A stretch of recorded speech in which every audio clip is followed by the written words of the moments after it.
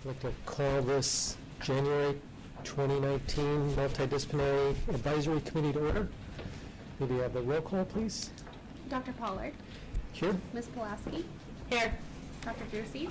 Present. Ms. Ekman. Here. Dr. Lazarchuk. Here. Ms. Laredo.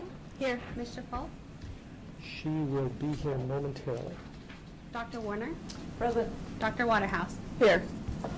We have a quorum. We have a quorum. Great, thank you. May I ask at this time for voluntary introductions from the audience? We'll start here. Ken Pulowski, CBMA. Valerie Maker, CBMA. Nancy Early, California RBC Association. Luke Sullivan, civilian. Stabley, Sacramento Valley Veterans Association. John Pasco, UCA. Rob Stephanopoulos, VMA. Thank you all.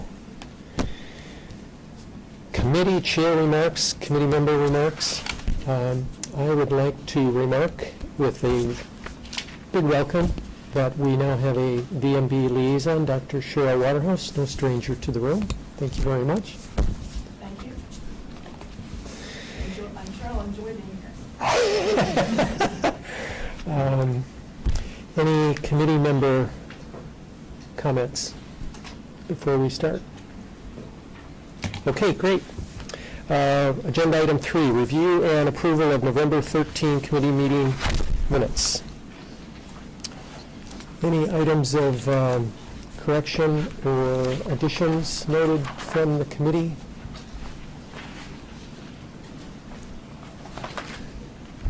From the audience? I'd like to ask a question. Tara, with this new format where we have the synopsis of the items and then a hyperlink directing the reader to the website, reviewing the minutes is a little bit different. You can't really correct something and make it unsaid. Right, which would be true anyway, even if it was completely typed out here, what the dialogue was. You cannot go back, you can't change what was said. You can make a comment about what was said and potentially clarify it. You want me to shout? The audio is fine in here. I don't know if that sound system projects to the room. I don't believe it does. Okay. But I hear you just fine in the webcam. Anyway, so if someone wanted to clarify something from the last meeting, it would have to be reflected in today's meeting minutes. You can't go back and change the meeting minutes from the prior meeting. Like, you can't change content. Correct. You can make corrections to it, or if you see like a vote count is wrong, or if, you want to substitute in a different word because that word is not what you said. But if you wanted to change what you actually said, you would need to clarify that, and it would be reflected in today's meeting minutes. Okay. And I think you're referring to the difference between, I like the first term, actual minutes where everything that was said or decided upon is transcribed, as opposed to action minutes which just reflect what actions the governing body took. So yes, action minutes can be problematic from the standpoint that those reading the minutes alone do not appreciate the depth of the discussions that may have taken place. So if you weren't present at the meeting and or, I guess more importantly, didn't have occasion to review the webcast, you wouldn't really have an accurate idea of what the minutes were, right? No, so they are the minutes, and it's summarizing the discussion that happened. But even the ones that are a longer format, there was still room for interpretation of what was said. Sure. And you run into the predicament that you could have our staff who's choosing to put in what they believe was substantive, and could leave out other things. And so it takes a long time, and it might do more harm than good as far as reflecting what's in the minutes. So when you have the hyperlinks that take you directly to what is said, then there's no question for what is said. So when you're approving the minutes, you're really more so approving that the summary accurately captures it and the action and the count that was taken. But the whole intent is so everybody can see exactly what was said during the meeting.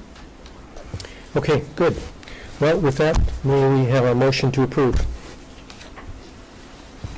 I move to approve the minutes from November 13, 2018.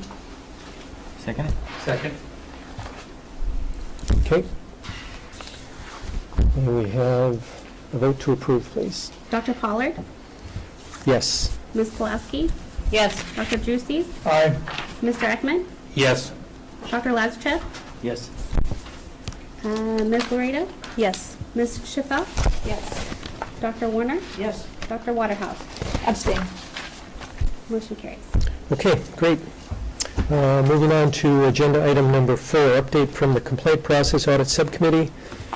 That would be me and Dr. Lazarev, and I would just like to make a couple of comments about the packet contents and then turn it over to Dr. Lazarev. The first page indicates the chronology of the subcommittee, and now going on 4 years. It's more than I realized, actually.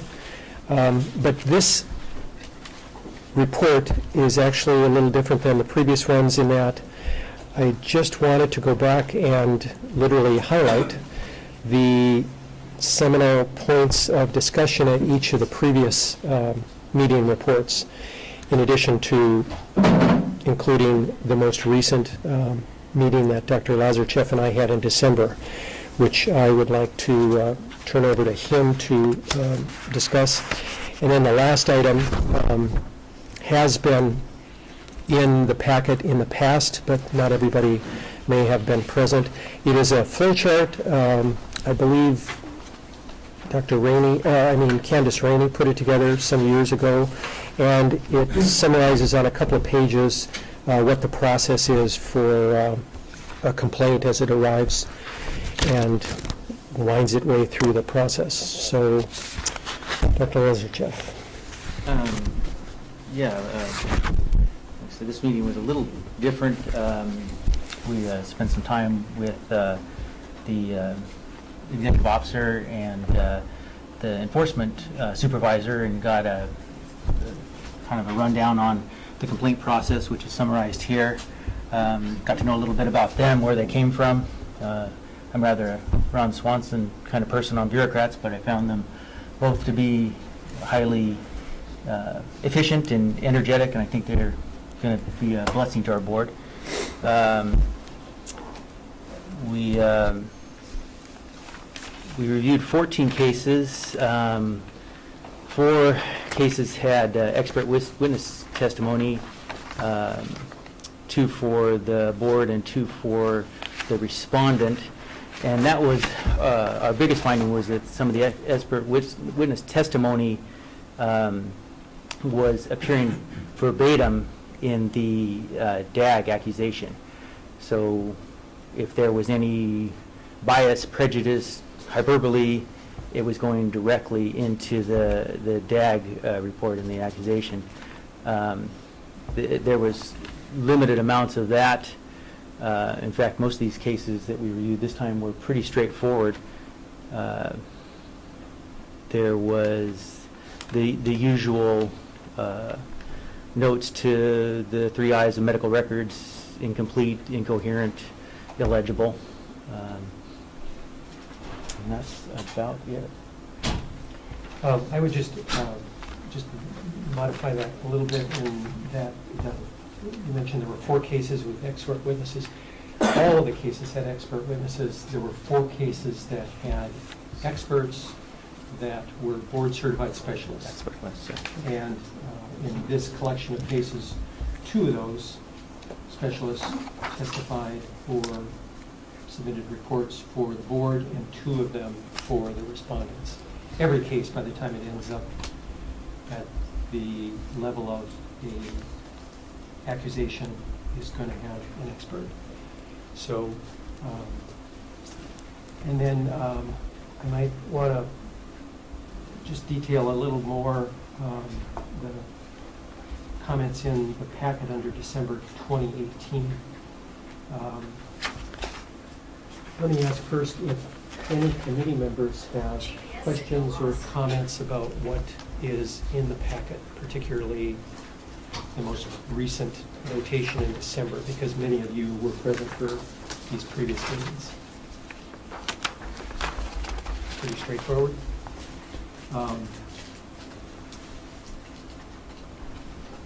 I noted that at least one of the cases we reviewed had a patient that was left unobserved overnight, and there was an indication in the accusation or ultimate settlement as to whether that was part of the charging. But I we all work in hospitals and we all see those plaques that are on the wall, and it just made me think that no personnel after hours, in this case, for example. If I were a veterinarian, a managing licensee in particular, and I recognized that the Veterinary Medical Board required me to put a sign up in my office, in lieu of putting that communication in regulation or law, it would impress upon me the importance of that. And then the next step, which is obviously to notify the client about it. So I thought those I gave as a couple of examples: Abandoned Animal Act, no personnel after hours, written prescription upon request. Those things should be done without much difficulty and without much second thought, I would think. And when we don't do those things, or we put them up but we don't address them, then I think those are easy areas where a veterinarian would be deficient, and that's unfortunate. Okay. Question? Well, I guess the biggest thing that I would hope that this whole process is, it's not necessarily what we're getting from it, but what are the expert witnesses taking from it, and are we learning from the process, and are we able to provide feedback to the expert witnesses, and so that the cases are able to expand with in the process. And I think that's the bigger issue. I don't care necessarily what the no personnel after hours and no written, no prescription upon request. It's, are the complaints valid, and are they able to provide, are they consistent? Is it consistency? Because there's mention of bias exhibited, so I would like to know that the process is getting better because of the feedback that we're providing. I'm going to let Executive Officer address that. Yeah. So I could not agree with you more. I think that there's lots of room for opportunity to give feedback quicker to our subject matter experts. I think that this process is great, but I think that we can improve upon it. I think that having our audit committee review subject matter expert reports after it's past the discipline stage is good, but to my knowledge, we haven't then taken that feedback and given it directly to those subject matter experts, which I think we need to do. I also would like to have our expert reports be reviewed more regularly by perhaps our subject matter expert consultants that are in-house. I'd like to develop a rating scale and provide immediate feedback to the subject matter experts so they improve, because if we keep reporting the same kinds of issues but not giving that feedback to our subject matter experts, they never have a chance to even improve. So that's definitely in the works for us to start doing. Okay. Thank you. That's Jennifer. And I think with some of the cases that I reviewed, without going into specifics, one thing that I noticed was we need to be cognizant of what it is we're comparing. There was one case where a board-certified specialist had said this is the standard for such and such, and that might be the standard for a specialist, but not for a general practitioner. So just making sure that we're comparing apples to apples and not apples to oranges is something that I'd like to see. To follow up on that point, Jennifer, we actually requested a specific case that had been discussed in the MDC and obviously at the level of the board. It involved one of the two expert witnesses, specialists that I refer to here in the packet. And it was a complicated case, and going into great detail about it I don't think will serve anything except to say that it was about much more than a dental issue and a board-certified specialist testifying for. My impression is the Veterinary Medical Board doesn't solicit specialists if for no other reason because they must be expensive. And so if the same job can be done by a generalist, and not only for cost reasons, but for the reason you pointed out, the standard of care is a community-based operation, community-based issue, and we should be judged by our peers. So it was very revealing to see that case. I'm glad we were able to review it. We learned some things. But my impression is that was a rather exceptional situation, and I don't see that happening anytime soon. So I'm glad you saw that, because the one thing that I forgot to mention was the decision that was made was based on what that board-certified expert witness said, and that's maybe not something that was... This is true. This is true, and I am privy to that, and I'm aware that the Veterinary Medical Board took steps to mitigate that, if you will. The VMB notices, back to a moment ago, Christie's reference to,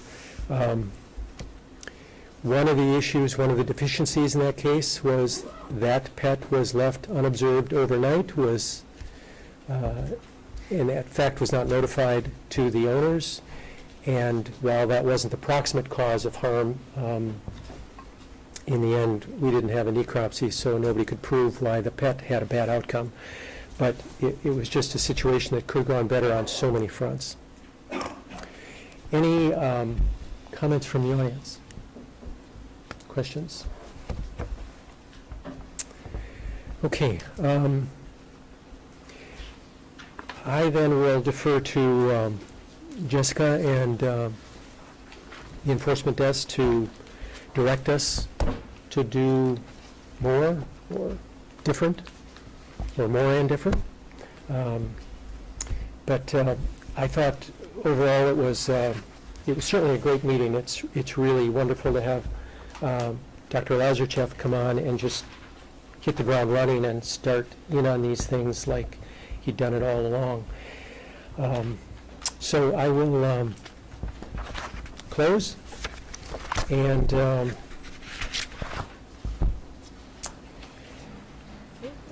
I think I'll ask that we start the agenda item number 5, update from the public and private shelter minimum standards and protocols for shelter medicine subcommittee, and see how far we get. Dr. Drusis? Well, let's hope we get further than we have been in the past. So, just for everybody's knowledge, so Jennifer and I have reviewed staff's conditions, corrections. Can you turn your microphone on? Both of them are off. There we go. Start from the beginning or what? You're good. Now you're I'm good. Okay. So Jennifer and I reviewed staff's input with additions and corrections and notations, and added some of our own. That's what's in the packet on agenda item number 5. You'll also find after that is a collection of documents from the state of Wisconsin relative to well, the title is Requirements of Dog Shelters and Dog Facility Operators, which includes in Wisconsin animal shelters. We can go over that in due course. I don't want necessarily the Wisconsin documents to muddy the waters, if you will, relative to the specific task at hand. And I would suggest that we can get to these later and see what has value for the state of California. Not included in the packet that was mailed out, but everyone got a copy. And there are a couple more on the desk over there. Dr. Google, Webster, and Wikipedia assisted us in providing or developing discussions around the definitions, if you will, of herd health, and range, which fit in at various places into the discussion of minimum standards. So those, I think, we can look to.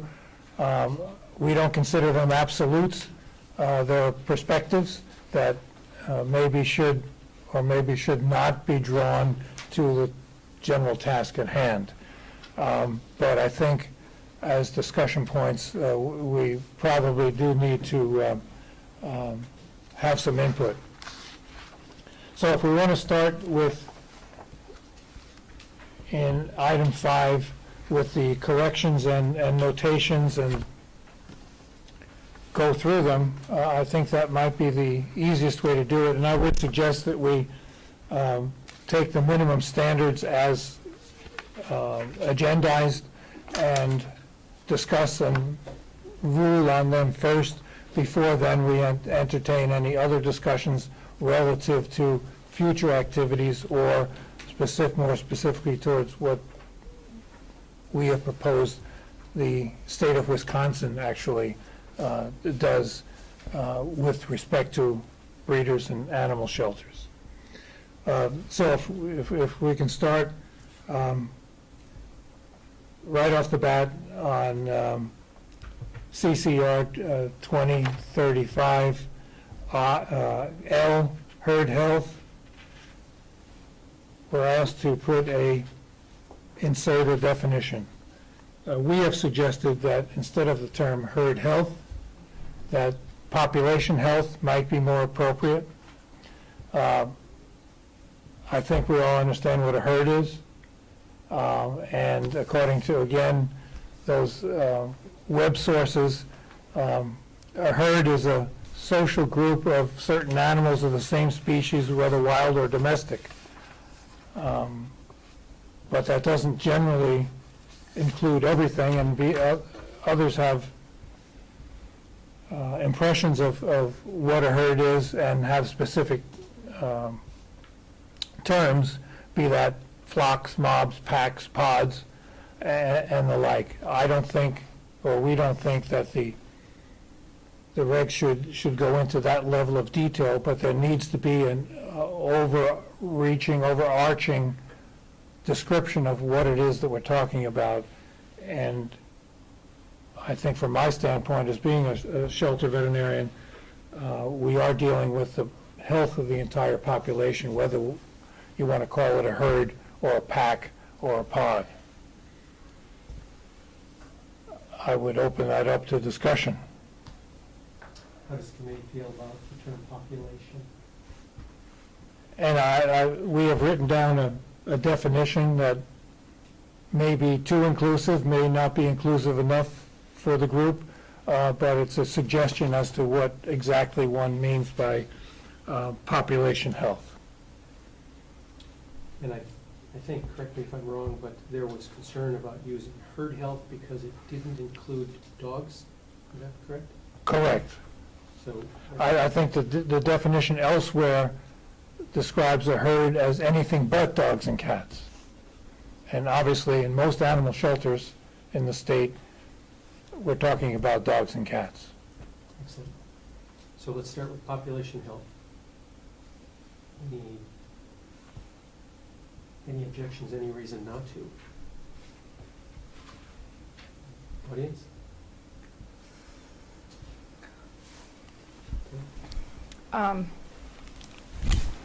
I guess my only concern with using population health would be the difference between a shelter and that population and in an open field, such as a range setting, that population.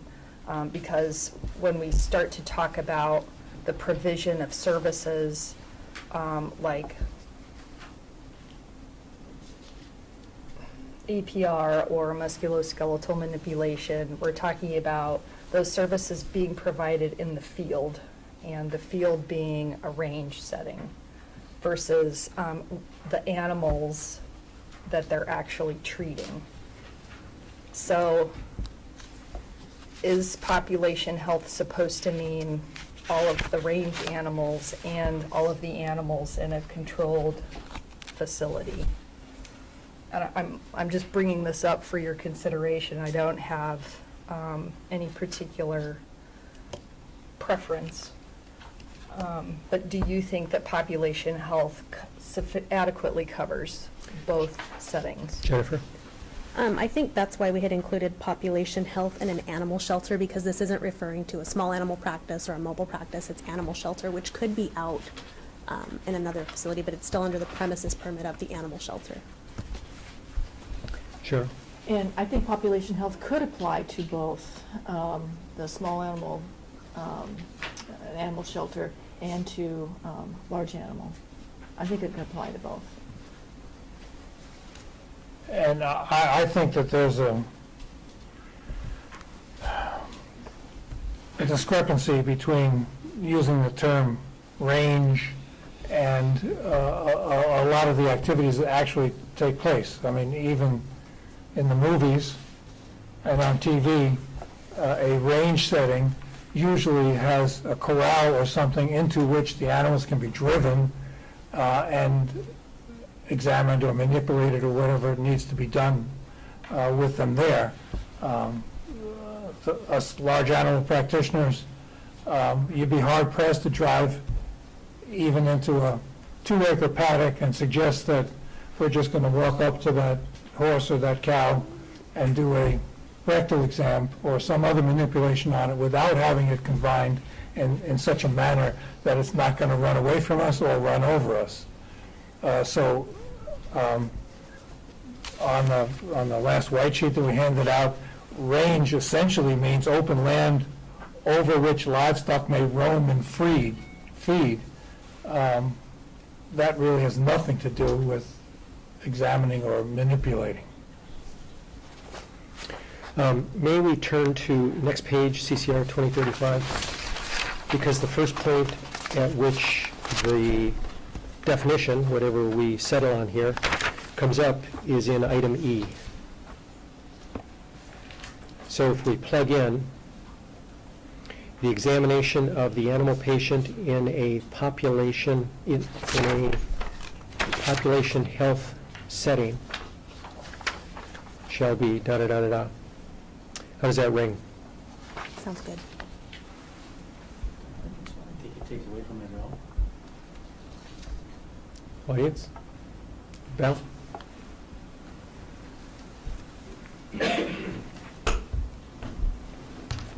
Valerie Fenstermaker, CBMA. I just kind of, in circling back to that definition and then inserting it over here, I just want to clarify, well, actually I have two questions. One, would this population health definition, as I read it here, only apply to animal shelters?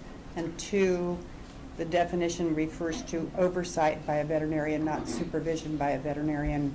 So I just wanted to call that to your attention to discuss as well, because I don't think oversight is a term in the Practice Act, because obviously the next page says duties of supervising veterinarian.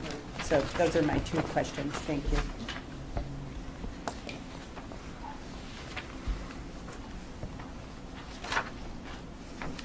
I guess I would agree. I don't really see that the population health is defined specifically in the proposal. I'm not really sure what exactly is the definition? Because, I mean, the point of L is to have a definition. Jennifer? Sorry, we have the definition on the first page in blue. It's a holistic animal health management system based upon oversight by a veterinarian who reviews the status. We can easily change oversight to supervision to have it comply with language elsewhere.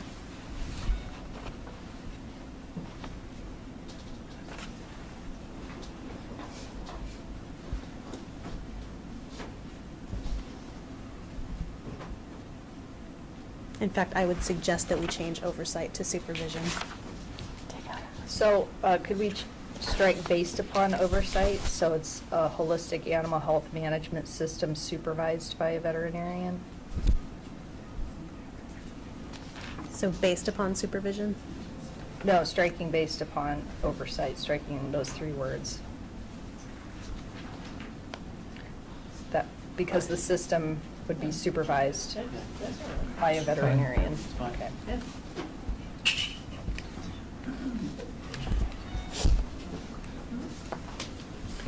Nancy?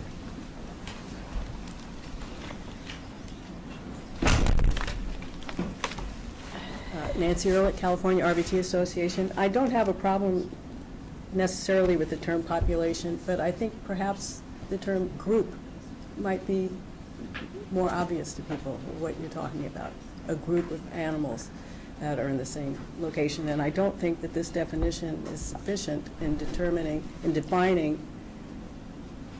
the limits of the group or the population. Nancy's proposing the term group in lieu of population. Well, Kristen? Nancy actually brings up my concern. I don't see where population health, this definition here, is telling me what a shelter is or what we're talking about. And so I'm a little concerned that this is very vague. What in here tells me that this is a shelter? What defines this as a shelter? Isn't that what we're going for? Isn't that our goal?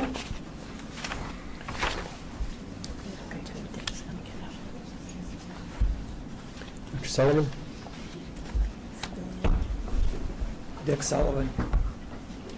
To muddy the water further, when I saw this, I tied it right into the VCPR, because in the VCPR, we are defining two different types of practice.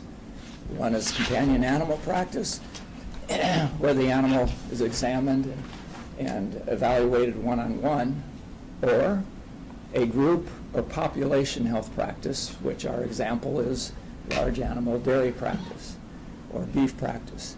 And I think when we're looking at this definition, we should keep that in mind. I don't think it should be a definition just for shelter medicine. I think it should be a definition that stands through all of the regulations that we have, because we have not defined them in the past, and we're finding that it's necessary now to do that.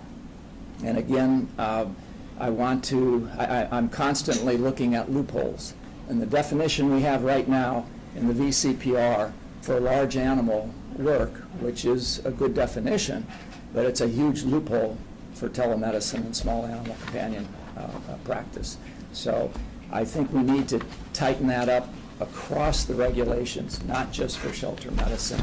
So when wordsmithing this, I would ask that we also look at it in reference to the VCPR, which everything reverts back to. Do you actually think that there would be an all-inclusive term to reflect or encompass each of those segments of practice? Well, I think you're on the right track. I think whether you use population health or group health, that is always what I thought shelter medicine was. I viewed it in the same view as a dairy practice. You have a veterinarian that has oversight over the practice, over the shelter, whether they are there or not. They set up protocol for paraprofessionals to execute the protocols, That's what a dairy or beef operation does. And I've been kind of saying that all along, but I guess I haven't said it very well. But this we do need to define, and I disagree with the Texas definition that excludes dogs and cats. I think this is also needs to fit in with kennels, a breeding kennel that is set up with veterinary oversight. We'll set up protocols for the staff to take care of the animals. What I and it doesn't fit with a shelter, but what I looked at was population health or herd health. It doesn't matter what term you use, you're going to define it.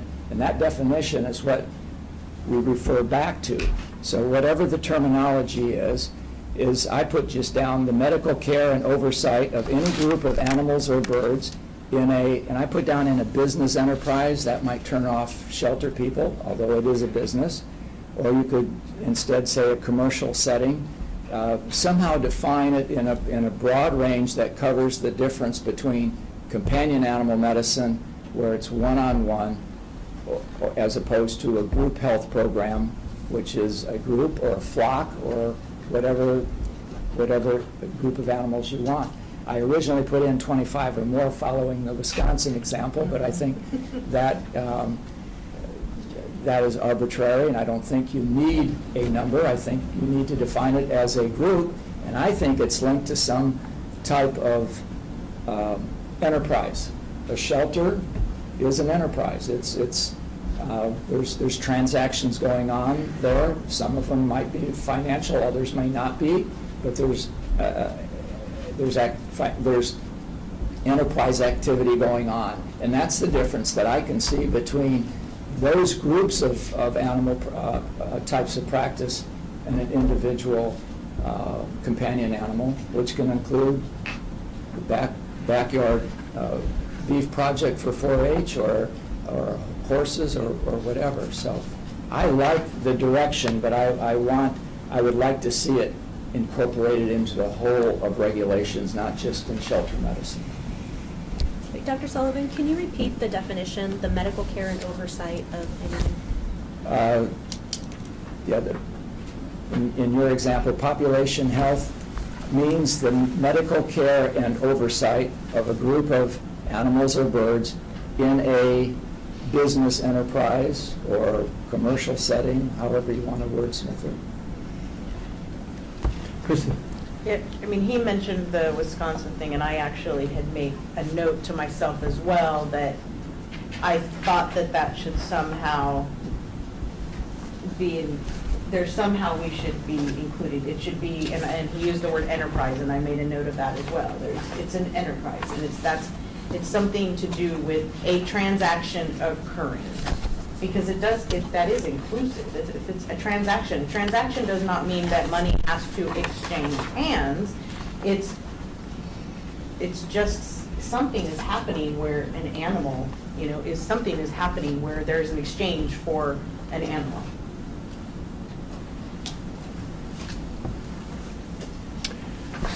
So we're looking at this time to just clarify the definition, because that to me seems pretty simple to put Dr. Sullivan's definition in with ours and clarify everything so that it does say animal shelter. Dr. Waterhouse? So yes, I think to Christy's first point, I think, yes, we need to define animal shelter, but that's separate from this definition that we're working on now. I like what Dr. Sullivan is saying, except where I went to school, birds are animals.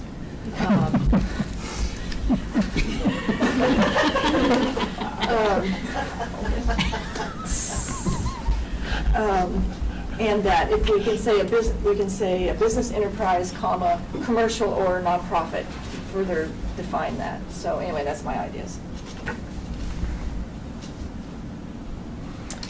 Do you think we can come up with a wordsmith it enough to define it right here, right now? I have confidence in this committee. We can do it. All right, let's talk. So where we're at right now then would be using population health? Does the committee agree? Do we have a preference? Take a vote? I mean, I didn't hear any objections, so until I get a better or different, and different and better. Why don't we start there? And the only thing I'd change of what Dr. Sullivan mentioned is what Valerie brought up, the word oversight should be supervision, right? So what I heard was population health is the medical care and supervision of a group of animals and plus or minus birds. I liked the addition of the nonprofit because I think that would ameliorate any objection to the term business or enterprise.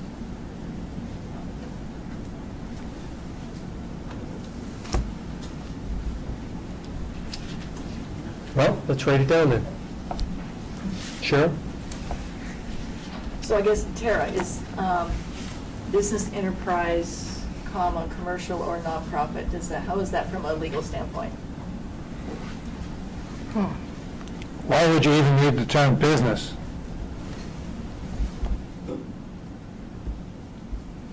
Okay, in a commercial or nonprofit organization. I mean, we could try it. It ultimately ends up being what people define it to mean. And then if there's a gray area and some people are defining it to mean something that you guys didn't intend, I mean, you do want to be as specific as possible to the extent you can. I don't. Leave out business, say enterprise, comma, commercial or nonprofit? State it so that Amanda can post it, so everybody can. What if we said in a practice? What's the practice? I mean, are we? Shelter medicine, it could be small animal, because we're not defining a shelter in this definition, we're defining population health or herd health. Okay, I'll repeat it again. Is your microphone on? Yes. It depends on how you use the term in subsequent regulations. So we're trying to move population health into 2035, duties of supervising veterinarian.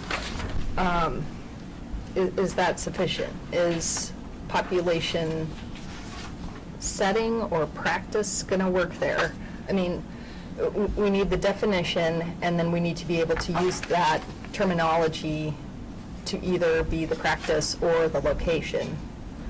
So is population health sufficient to then tack those two words onto setting or location?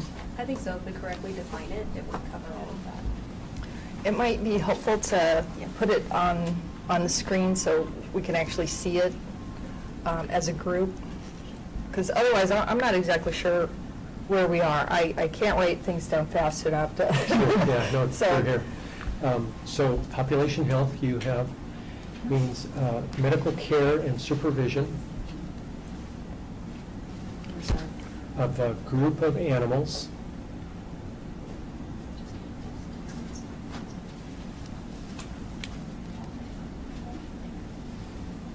in a, then I lost track. In an enterprise. Is that what we're going with, in an enterprise? Well, let's try it. Okay, commercial or nonprofit?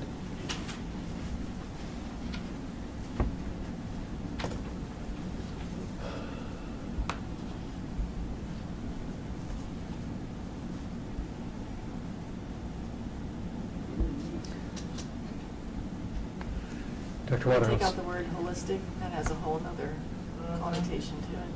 Yep.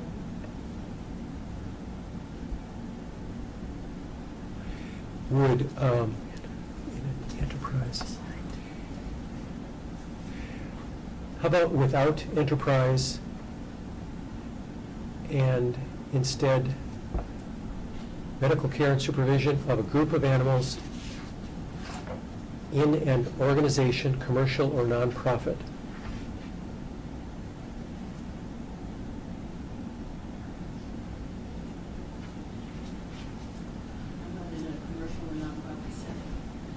In a commercial or nonprofit setting. Okay, I like that.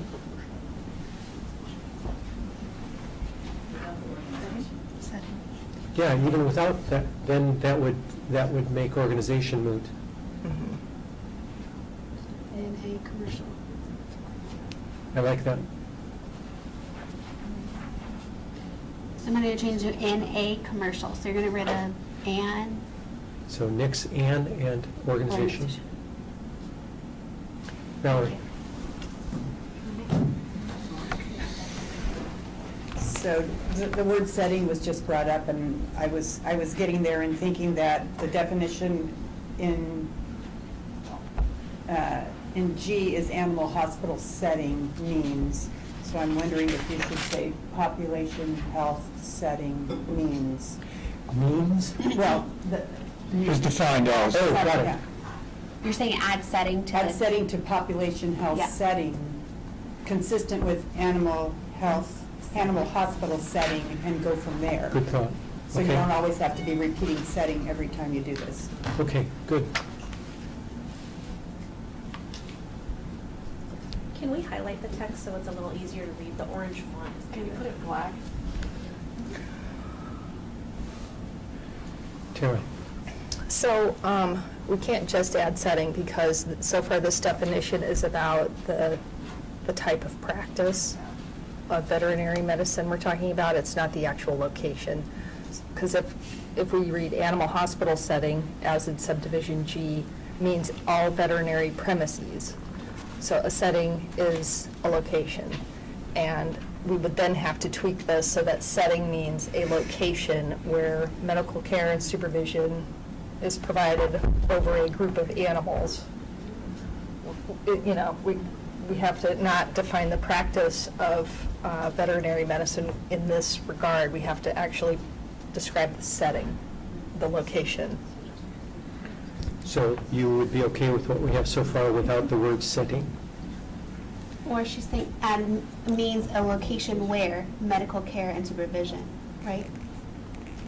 Yeah. All right, so just take out setting? We can keep setting, we just have to make sure that the location is part of the definition. Okay, how does that sound?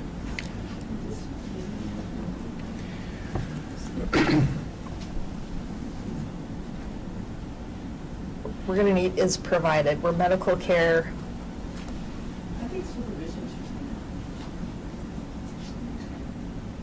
be. yeah, I'm not exactly sure what the supervision is. I mean, we don't have veterinarian supervision here, but, you know, and really we're just trying to get out a group of animals outside of a veterinary premises. Okay, is provided to a group of. Mhm.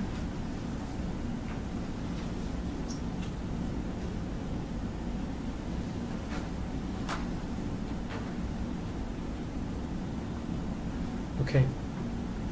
Getting there? Needs setting, the second setting, commercial or nonprofit setting. No. So perhaps strike the second setting because you have setting up top. Well, then what are we describing with Yeah. commercial or nonprofit? Entity. So are they owned by a commercial or nonprofit entity? Because what's the purpose of entity? With respect to, how does entity relate to the animals? How does ownership relate to the animals? This is muddying the waters. It defines the group.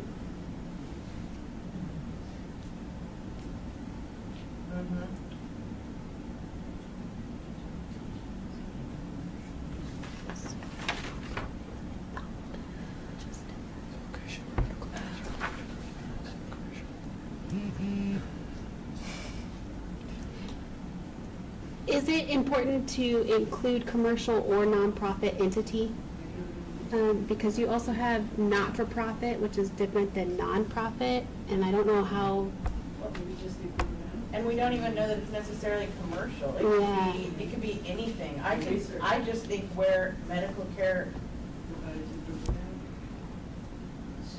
yeah, why does that matter? We don't really want to be that specific, do we? Do we want to be specific to commercial or nonprofit entity? Because is that important? I think it is. I think it is too.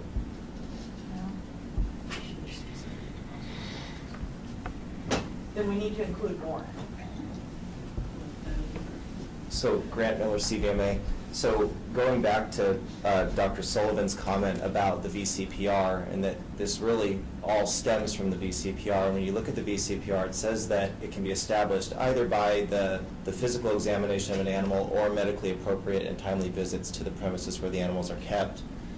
When that VCPR caveat was put in, it was put in with the intention of a herd health setting, like a dairy or a beef cattle ranch, where you're not there necessarily looking at every individual animal, but if you have an ongoing presence, you can set up protocols and have them treat the animals without you necessarily being there.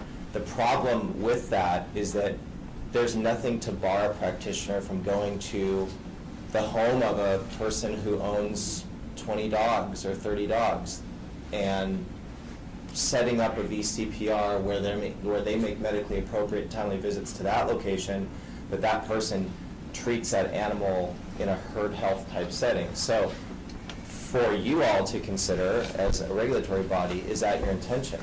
Do you want, for dogs and cats on some rural property, do you want that part of the VCPR to apply to them, or would you prefer that it apply to commercial or nonprofit entities, which I feel was the intent when that VCPR language was put in originally?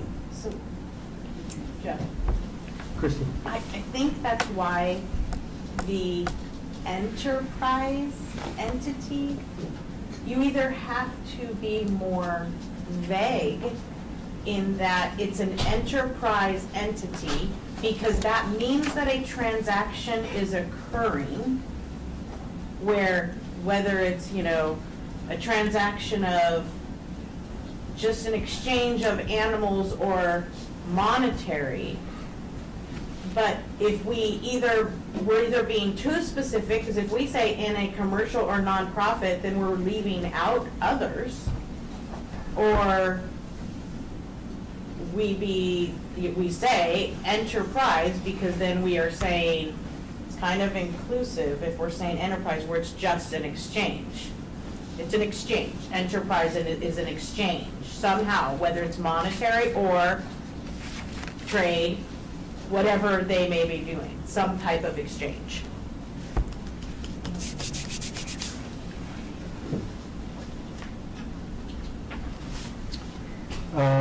I propose we take a 10-minute break.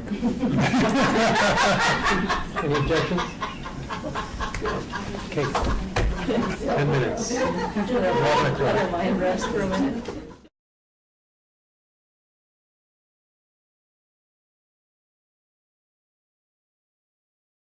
We are going to pick up the discussion, but we're going to take a little detour. We're going to go to the next page, and Legal Counsel has a suggestion regarding approaching 2035 next. So the whole purpose of figuring out what herd health or population health is because we were trying to figure out the duties of the supervising veterinarian and what circumstances they can delay the examination of the animal patient. Because subdivision E, it would have a new subsection letter, but today, the examination of the animal patient shall be conducted at such time as good veterinary medical practice requires. So this is an exemption for veterinarians to delay their examination, and the way it was explained at the last meeting was that examination occurs in a particular setting, and that's population health settings or range settings. That's the whole purpose of what we're trying to do with herd health, and why we were going to have a definition for it under animal health care tasks. Now we're starting to, I think, talk about too many things in one bundle, because if you look at 2035.5, that's where all the shelter setting exemptions are, and the duties of that supervising veterinarian. So if we want to talk about shelter stuff, we need to do it in the context of the new shelter exemption proposals, and not muck it up with the duties of the supervising veterinarian in every other situation. I don't have any fixes for this right now. I'm just trying to say that herd health setting does not need to incorporate shelters right now. We do have groups of animals living on land. What is that scenario? How do we describe that? Because that is the exemption for the duties of the supervising veterinarian and delaying their otherwise required examination. I'm trying to get us back to the language and the appropriate sections that we're talking about. So I don't know if we need to actually do herd health setting under animal health care task definitions. Perhaps we just do a better job of describing when the supervisor veterinarian can delay the examination of the animal patient and in what scenario. That might just be easiest because we've got the shelter stuff in completely different regulations.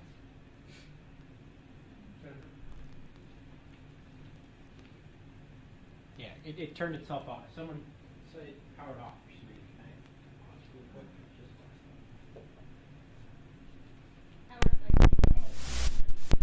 So just repeat everything you just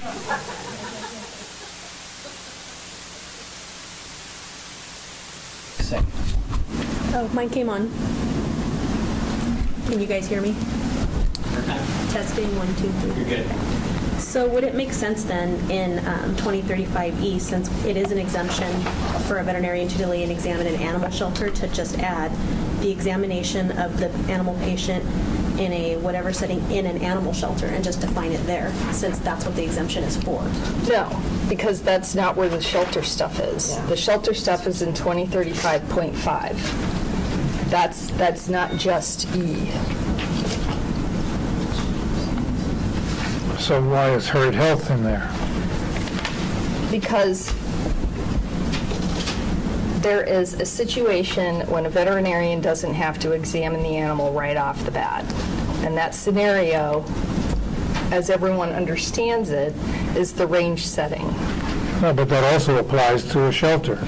It will, under the correct regulation that we are providing, separate from the standard duties of supervising veterinarian. We will now have 2035.5 duties of supervising veterinarian and animal healthcare tasks in shelter setting. It's totally separate. So we don't need to cram too many ideas into one definition for the other broader scope of the duties of supervising veterinarian. On E, that you and Jennifer were just referring to, in the packet it's colored red. If those words in red, in a herd health setting, were eliminated, how would it read? It reads as it does today, which is the examination of the animal patient shall be conducted at such time as good veterinary medical practice requires, consistent with the particular delegated animal health care task, which is confusing because at every other point, the supervising veterinarian has to examine the patient prior to the delegation of any animal health care task to an RVT. So is the goal to identify a physical place or practice, like the dichotomy that you've given us before, practice premise, for that location in the reg? Well, what sounds more appropriate to say the examination of the animal patient in population health practice shall be conducted at such time as good veterinary medical practice requires, or the examination of the animal patient in a population health setting shall be conducted at such time. I suspect that it's probably the same either way, because really what we're describing is when the moment that the veterinarian can delegate tasks to an RVT to perform. Well, that was the reason for defining population health in L on the previous page. Yes. So I guess I'm having trouble understanding how we're simplifying things by going to 2035 when we're still reflecting back on L. I'm trying to, it's less about simplification and more about just making sure that what we're actually talking about with population health, it's not the shelter setting. We have a whole separate regulation for that. It's just on the range when you are not in a veterinary premises. And in those situations where there's a large group of animals, or maybe there's only 5, I don't know. But the point is, we need to better define when the veterinarian can delay his own examination and just delegate to the RVT, start some tasks on these animals. It's an exemption. So, but why is this exemption here? It's for the range setting.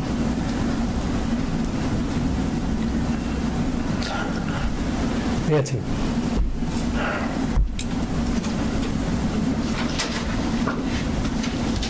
This is not red. Push it, Push it. You want it to be red. the little button in front, there you go. There we go.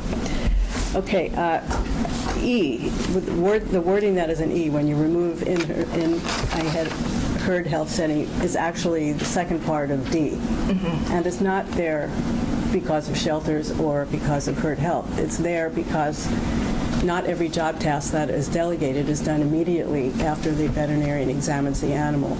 The idea was that, it was appropriate for an RVT to vaccinate a dog that had been examined by a veterinarian at least within a previous year. That was decided by the veterinary medical. As long as the animal had had a previous examination within the previous year, that someone could, other than a veterinarian, could go ahead and vaccinate that animal.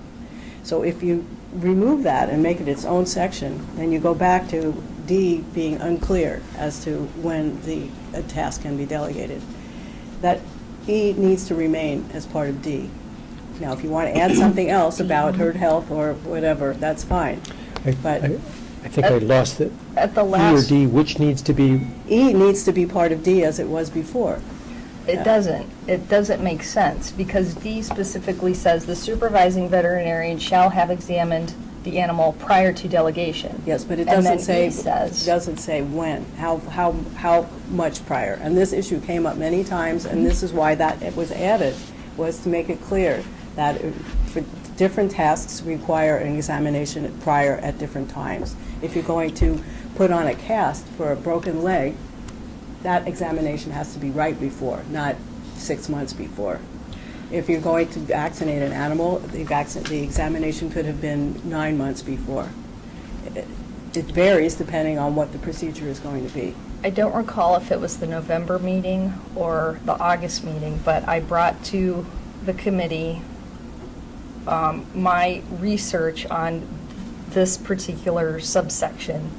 And over time, it was shortened and recreated, and some, terms that it previously used, those were deleted. And the research showed that this provision was aimed at range setting. Well, It then you continued missed to- something in your research, because it initially was brought up as a solution to the problem of when can an RVT or a veterinary assistant perform a task based upon when the animal was examined. So Nancy, you're suggesting that a 12, 14, 16-week-old puppy comes in for a recheck and booster of DA2 PPVs, that the RVT historically then has been allowed to administer the vaccine Right. while the veterinarian may be doing something else, and then comes in to do the health check at the conclusion and says, yeah, we'll see you in another 4 weeks for yet again another booster. Yes. Or 6 months later. Dr. Waterhouse. I think somehow it just seems like this is off topic, but can we go back to, can we approach this as trying to figure out E, and I'd like to hear Tara's first definition that she wanted to place in there. Figure that out, and then go back, once we get that settled, then go back to the previous page. Definition I think of that her. will flow. So Meta typed it up there as Tara was talking.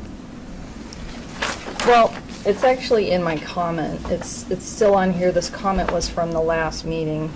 And it says, old section 2034, subsection I, defined range setting to mean any setting other than an animal hospital setting.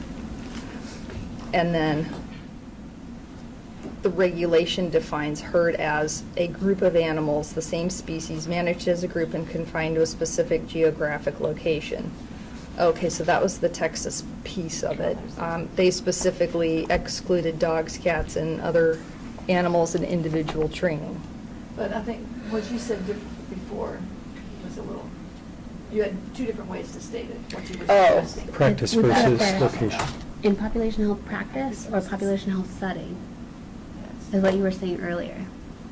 Right. Mm-hmm. I think that's what you're referring to, Dr. Waterhouse, right? Yes, yeah.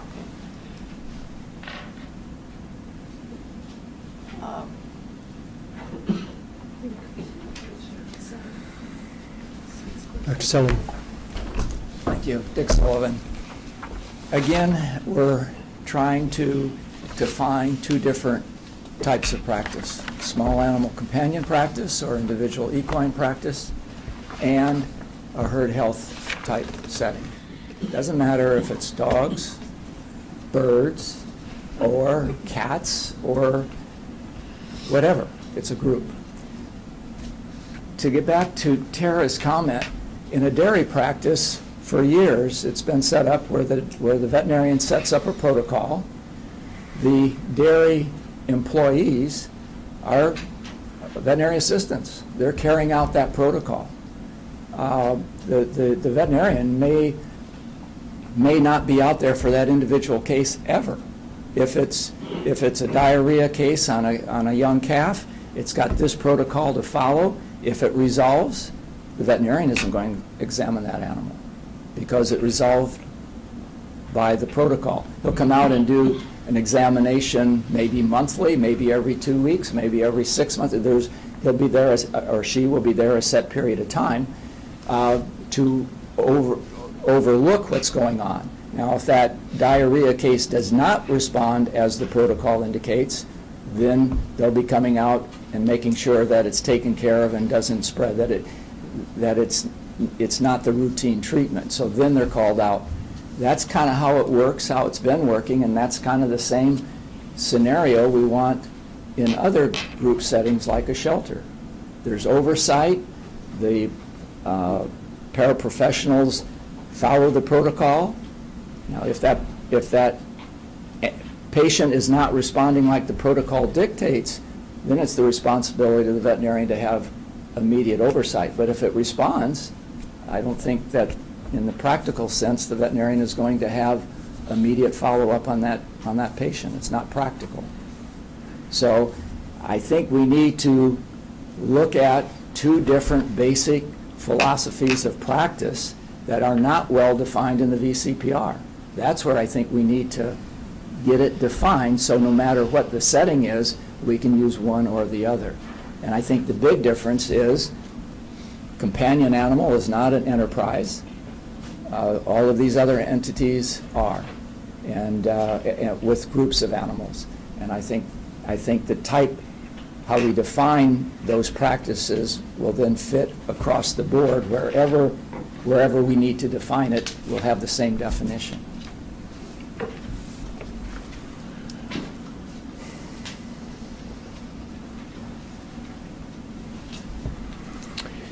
Let me ask the committee about those two choices. Population health practice, choice A, or population health setting. What are your thoughts?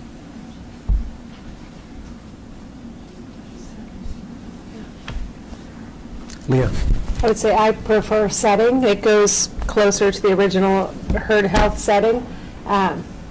Because because I feel like we're talking about the place where it's happening. That's, Okay. Anybody else?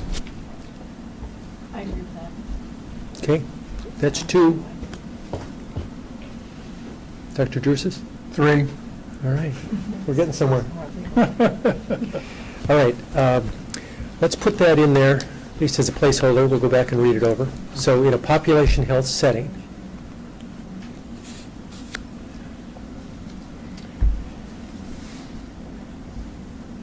best to go forward, or, okay, 2035-5. I think the bulk of that reg. Right, we're going forward, we'll come back to that. The bulk of the corrections that are in here, I don't think there were many, if any, changes between last meeting and now, were that clarification of VA CSP holder. Any other? Yeah, I think we all agree that that correction should be right so across the board. That's pretty well set. And I think here the blue comments are ours. Is there a reason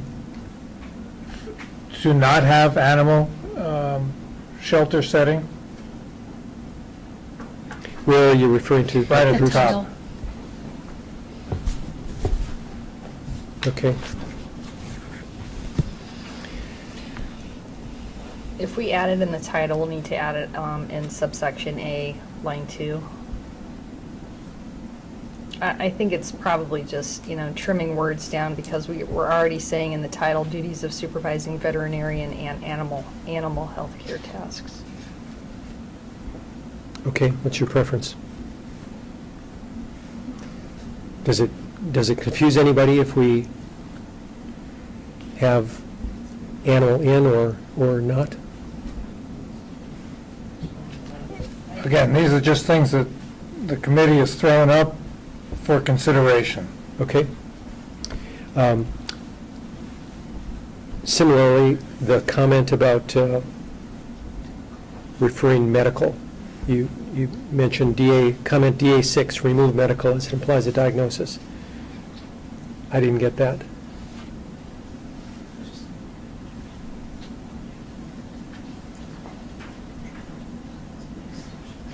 Medical is the way it is presently in the reg, correct? The way it's written there?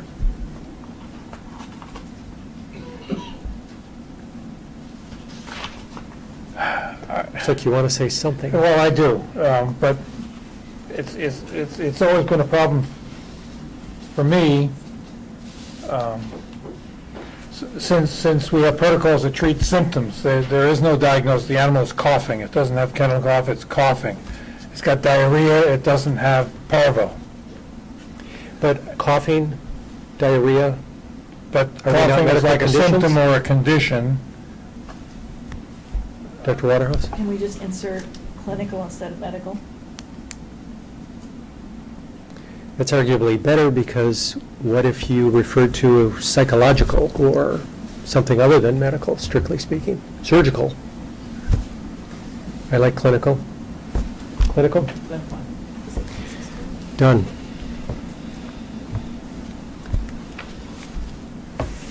And in C Chrissy, as well.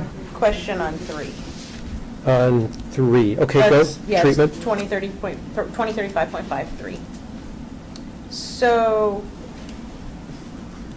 at what point do we determine the duration? So we're saying that treatment rendered under paragraph 2 may only be continued. So we've said they can initiate treatment, but, where does that stop? I guess is my question. Are we determining that? Do you feel it needs to be specified? I don't know. I don't want to, Jennifer? Well, I think no, the supervising veterinarian. as Dr., excuse me, I'm sorry. The supervising veterinarian, that one right there, will determine that. Usually we have protocols that have an amount. If the dog is coughing, give this medication for this many days. So I would say if it needs to continue past that, it's up to the duties of the supervising veterinarian, so it doesn't need to be specified. Yeah, right, but and if they've never but the veterinarian's never seen that dog. So we're saying they're initiating treatment before, establishes written orders. They've never seen them. They're starting treatment. At what point does that veterinarian have to perform an exam? And then so. As good medical practice. Right, but we're not, that's my concern. But that's exactly what Dr. Sullivan has indicated occurs at dairy practices, and I can assure you it occurs at animal shelters as well. If the animal is not responsive, at that point, it is referred to the veterinarian. If it responds and the condition clears, the veterinarian may have had zero knowledge of the fact that it had cough or diarrhea. And also, I don't think one could be expected to specify because the possibilities are endless, depending on the clinical condition.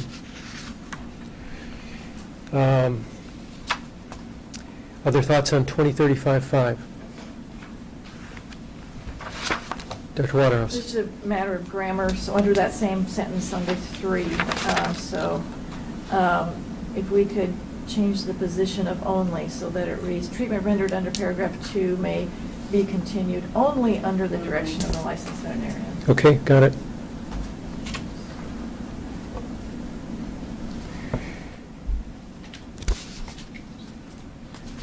Okay. Next page starts with F.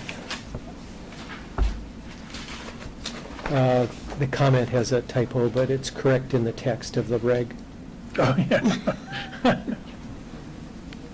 Jennifer did that. So, I don't know why she doesn't work for you anymore. All right, so that should be veterinary assistant.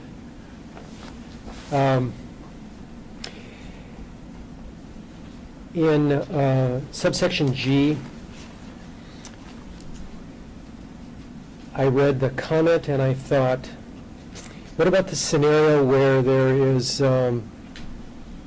emergency, wildfire, for example, and a California licensed outside of, sorry, a veterinarian licensed outside of California comes in? To administer rabies vaccinations? Hardly. That doesn't specify, oh, I lied, you're right. All right, so then would we need both of those phrases, licensed and authorized? Dr. Waterhouse? So I have a question, and I don't know if this occurs or not, but, so for instance, go back to dairy practice. So there are large dairies in California that have a veterinarian that works only for them, and those do not have to be licensed, is my understanding. I know veterinarians who work for large dairies that are not licensed. And so if you have a veterinarian who's only working for a shelter, one shelter, do they have to be licensed? But that scenario that you just described, they would obviously be authorized. By whom? Good question. The exemption because they qualify as a bona fide employee of the owner. Yes.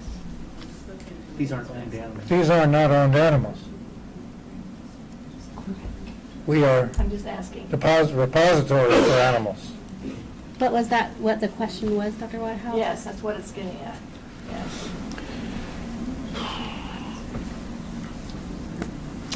If you change the or to and/or, would that improve the language? I'm just asking if I- that happens. If I understand the situation, we're for us to look at the argument that these shelters can't even afford veterinarians to come in and provide care, and now they're going to bring in somebody from out of state to do rabies vaccinations. It doesn't make sense. I don't know if there are shelters that have one veterinarian, that's the only place that veterinarian works, if they can work without a license. They're licensed in the state of California. They don't come from Michigan. Okay, well, let's assume we're talking about the shelter setting. We're not giving rabies to dairy cattle. And I'm just wondering why it said authorized instead of licensed. Yeah, I don't know, that's pre-existing language, right? So what should it say? What do we think? Just licensed. Okay, so let's next authorized to practice. However, what if you were licensed and your license is revoked? How about a California license? Currently. Currently licensed. I'm not licensed if You're not licensed if You're your not license is licensed. revoked. You don't possess a license don't. at the I time don't. you're administering. Okay. So it reads, telephonic order of a veterinarian licensed in this state, period.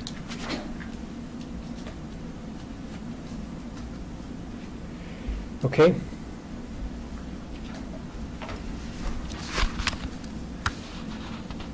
(2036) minimum standards. Yes, our question is, what are veterinary services in the context of a animal shelter fixed facility? Good question. What are they?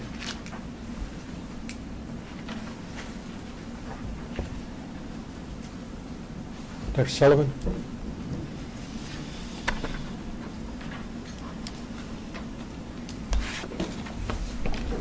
Dick Sullivan. Don't some shelters provide services to the general public, including heartworm testing and things other than just vaccinations? I mean, spays and neuters to the public, isn't that veterinary services? That's correct, to have vaccination clinics, which are not full service, but they are. But don't they also provide spays and neuters to the public at low cost? I think a couple in the city of Los Angeles does, I thought.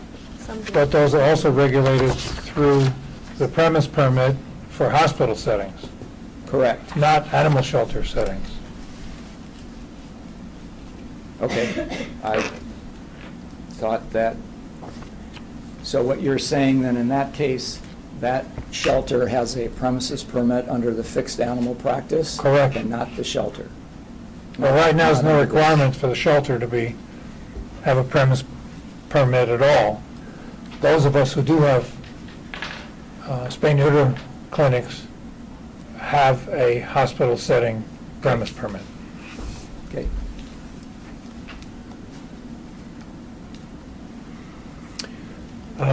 Do you feel, Dr. Drusis, it needs to be in there as written?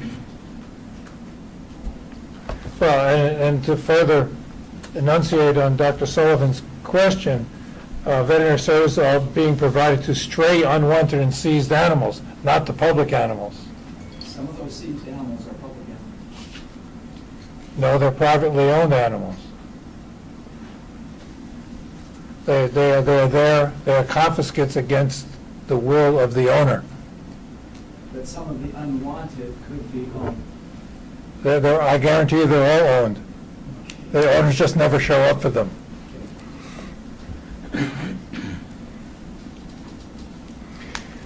Do we need to make any changes the way this is reading now? Tara? So, I see that we're trying to define what an animal shelter facility is, and I see on that second line, it is where veterinary medicine and its various branches are being practiced and where veterinary services are being provided. Can we strike where veterinary services from that, and so that it just reads where veterinary medicine and its various branches are being practiced on stray, unwanted, or seized animals? Because I think the point isn't that we're practicing veterinary medicine and where veterinary services are being provided. I mean, the more I look at this, the more I'm wondering what is the actual difference between the location where the animals are being spayed and neutered versus the facility where they're receiving injections and wound care. It sounds like, the spay and neuter locations, those are probably already registered with the board as fixed facilities, but the animal shelter where they're potentially housed and receiving care, veterinary medical care, it seems like that's probably what we're trying to regulate with this provision, but perhaps it's a bit too broad. Because right now it could be, it seems to have the same meaning as a fixed facility that is already registered with the board and doesn't have any exception to it. I think the whole point of this is to provide an exception from the standard fixed facility minimum standard requirements. But it's not clear from this definition of animal shelter facility.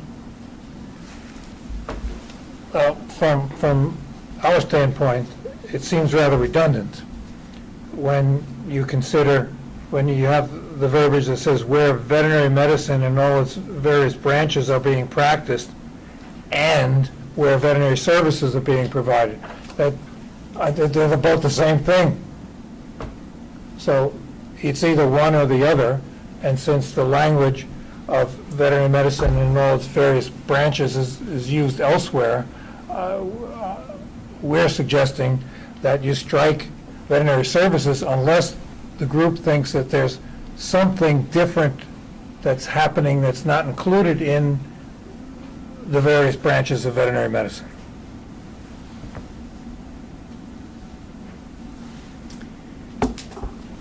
So let's read it. For purposes of these regulations, animal shelter facility shall mean a building or part of a building where veterinary medicine and its various branches are being practiced on stray, unwanted, or seized animals. Exactly.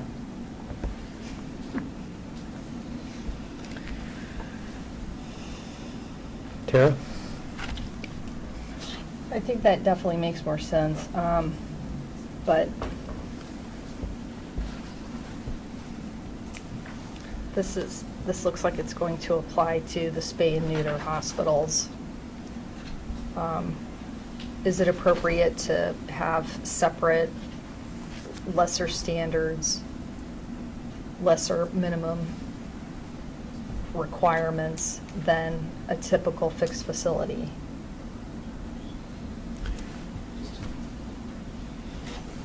Like, what in this clarifies the difference between the fixed facility where the spay and neuters are occurring and the building where they're housed and receive some veterinary service care? Sure. Grant Miller, CVMA. And I don't know if I can answer that question directly, but I think that what this definition gets at is that these are stray, unwanted, or seized animals. They're really they're impounded. Whereas a public spay and neuter service would be the public is bringing their animal in and procuring this service, which really makes that just like any other fixed veterinary premises. And so this seems really clear that this is an animal shelter where the public isn't bringing animals in for service. If they are bringing them in for service, then that's another premises permit. That's a regular fixed premises. If that is what everyone collectively agrees upon, then the addition in F would have to come out, because this is not where public spay and neuter services are provided. Yes, spay and neuter services are provided, but not to the public. Mm-hmm. It's impounded animals in accordance with the definition. And you're absolutely correct. There are shelters that perform public spays and neuters like ours. And they have a premises permit. And we have a premises permit.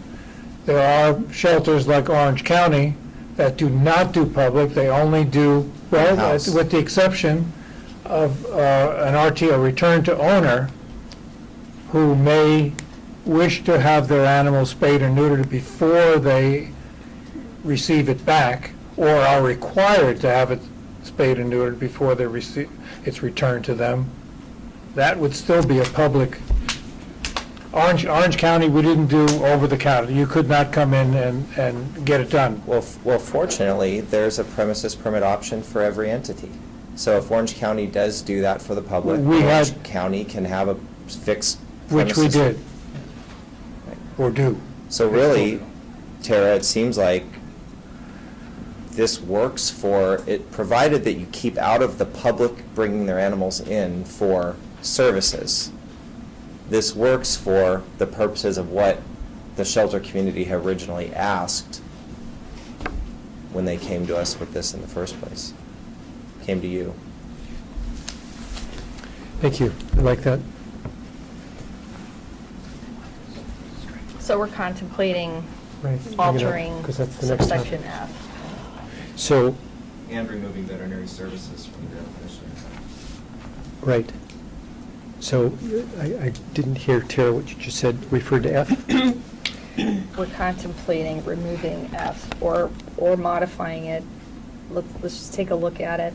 The animal shelter facility where public spay and neuter services are provided, I agree that, they should already have a premises registration. So if we took out where public spay and neuter services are provided, and instead it said the animal shelter facility shall have a reception area or office, do we need that? I just want to walk it through the steps here. I don't think we do. So Well, that depends on their operation. If owners are to redeem their animals, or there are adoption services that are provided, which certainly all shelters, that's what they should be doing, there is a requirement. You're not going to meet in the kennels with 40 barking dogs and have transactions occur. You do need an area where eventual payments could be made, or identifications sought on ownership documentation. You do need a reception area for those transactions. So we keep that part. We keep the animal shelter facility shall have a reception area, office, period. That is what Dr. Miller was just referring to, right? Striking the public aspect of it. Okay, I like that.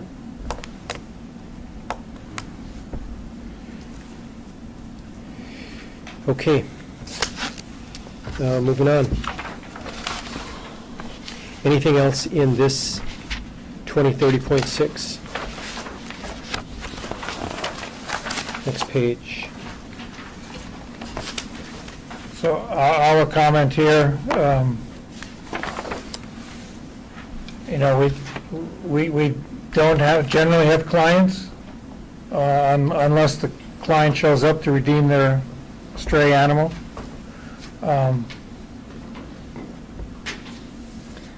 Right, so in keeping with removing the public services aspect from this regulation, we would probably need to take out the mentions of, or provisions for clients.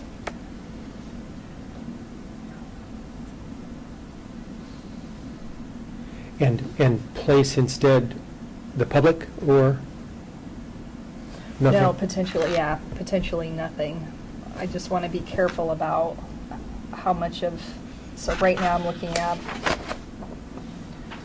subsection N3. Prior notice to the client if there are to be no personnel on site during any time an animal is left in the facility. That's about if animals are housed or retained in the animal shelter facility for treatment, then the client would need prior notice there's no personnel on site. I think we could strike that because we're, at this point, not going to provide under this regulation for facilities that provide public spay and neuter that are already otherwise required to register as a premises. So in this scenario, in 3, I think we can definitely strike the first sentence. Second.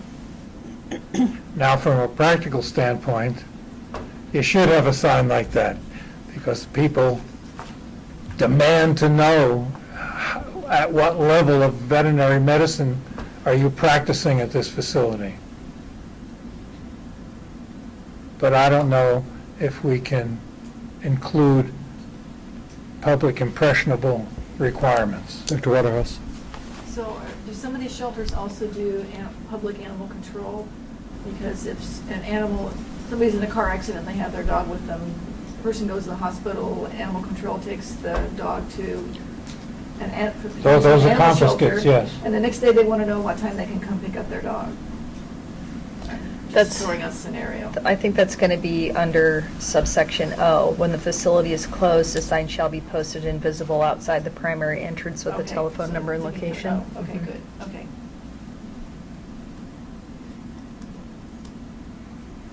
Okay, so back to 3, we are talking about removing the first sentence, correct? Yeah, and reading the second sentence, it looks like that may come out as well. Right. Maybe all of 3. Okay, The whole thing? remove all of 3.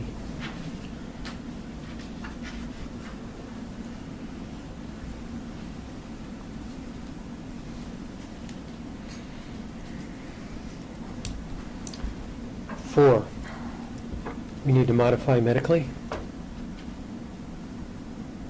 Well, Question mark. So, from a practical standpoint, in the Riverside Shelter, we've got 500 animals today, 350 dogs and 150 cats. Would the requirement then otherwise be that we provide an opportunity for proper exercise of these 500 animals? And PC 597T also requires that. And I'm suggesting that that is rather impractical. There are times when we, Riverside County, in our 4 shelters, have over 1,000 animals in attendance. So by adding safely, that would accommodate that situation? Well, Because sometimes you're going to be able to, and other times obviously not. correct, and most times, I guarantee you, unless it's a nice, otherwise adoptable dog, we do not let volunteers walk them. Sure. So that would be the safety aspect of it. It's very difficult to walk a cat in an animal shelter situation, Or any situation. or take those birds out for a flight. Point made, okay. Well, let's put it safely and see how that sounds. When medically, safely, comma, safely. It's okay to me.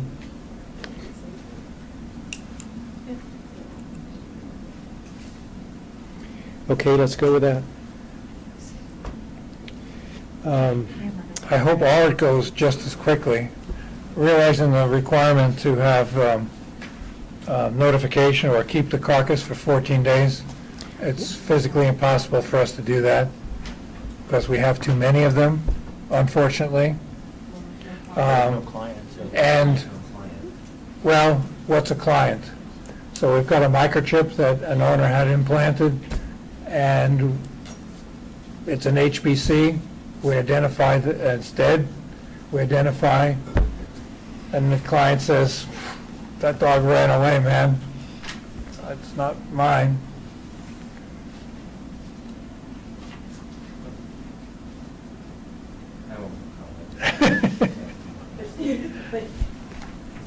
Kristen? But technically, if they say the dog ran away, then they're giving you authorization to dispose of it because they're declining to come do anything, so they're giving you authorization, right? If you had a situation like that, they're saying, they're declining ownership at that point, they're saying, I'm not disposing of it. That's if they answered the phone. Yeah, there's a lot of variables associated with this. I know. Dr. Miller? Dr. Miller, CVMA. So I think that on a larger scale, what we have to look at with these is the difference between somebody willfully bringing their animal in and expecting a minimum level of service versus circumstances that make animals wind up in shelters. These are unwanted, at-large, stray, I don't care what you call it. No one is bringing them in the door expecting service with these animals. That's not what happens. Maybe a rabies vaccine, they can get those per mandate.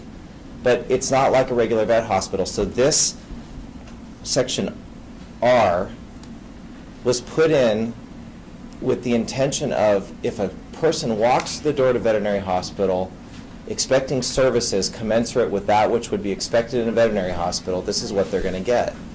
That's not the same scenario in an animal shelter. So again, it's a remnant from another section of the code that doesn't, in my opinion, apply here, because we're talking about a different population of animals and a different mindset of people walking through the door. They're walking through the door for totally different sets of reasons with their animals or without them at an animal shelter than they would at a private veterinary hospital. So that maybe should be considered when you're looking at carcass retention times. And I totally appreciate it must be with numbers like that. I mean, yours is a bigger than... Yeah, I mean, we are the extreme, that's But no still, doubt. Does it need to be in there at all? yeah, does it need to be in there? No, we're suggesting it be removed. Okay, any objections on the committee? Okay, let's strike it.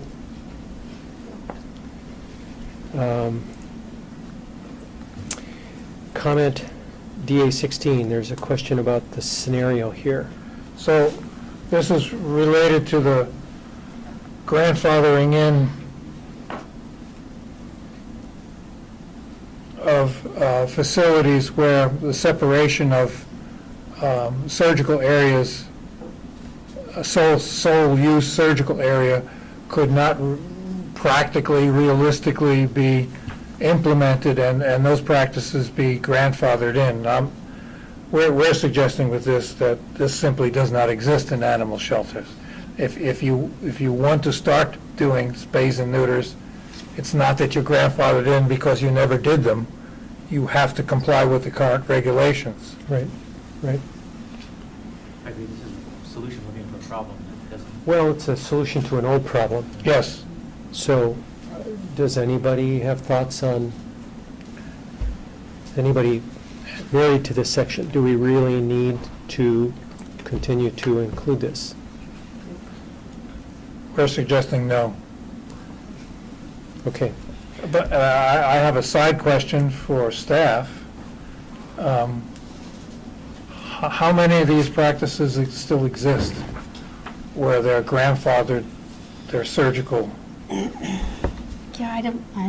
Do you have any way of finding that out? I can go back and try to determine that, but. Don't want to make you do a whole lot of work, but I think it'd be interesting to know. Yeah. Why doesn't matter? Well, I have a question. I'm sorry, go ahead, Yeah. Chrissy. So can we remove this section if it exists somewhere else? Good question. So, because if it already exists and we're now, can we remove it? Does it Well, exist somewhere else? That's the second question for once we know how many of these places exist You're not removing it. So, but you're, from this requirement. Yeah, but if the law exists and another section is part of, if as part of an existing premises, can you actually remove it from this premises, though? Requirement. I think that's what this whole thing is doing. You're taking out certain things, like when we removed prior sections of law that exist in where that's cited, it's, I mean, I would- it's just for this setting. I would hope you So, would, because, I mean, we're think- saying it's new, Yeah, so I think we're fine. but I want to make sure we can. Yeah. Okay, just to be clear then, let's, before we take that block that's highlighted out, the rest of S, starting with aseptic surgery is performed, subsection number 1. That still makes sense, correct? Okay, so let's strike the highlighted portion down to subsection number 2.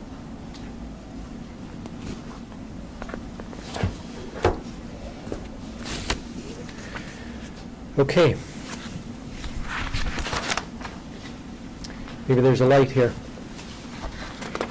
Yes, because the next, as we see it, the next consideration would be on the very last, 2030.7. We're suggesting that this entire consideration not be included. Yes, I remember the discussion wondering if this entity exists. I don't remember the exact detail, but I remember Dr. Nunez pointing out an example.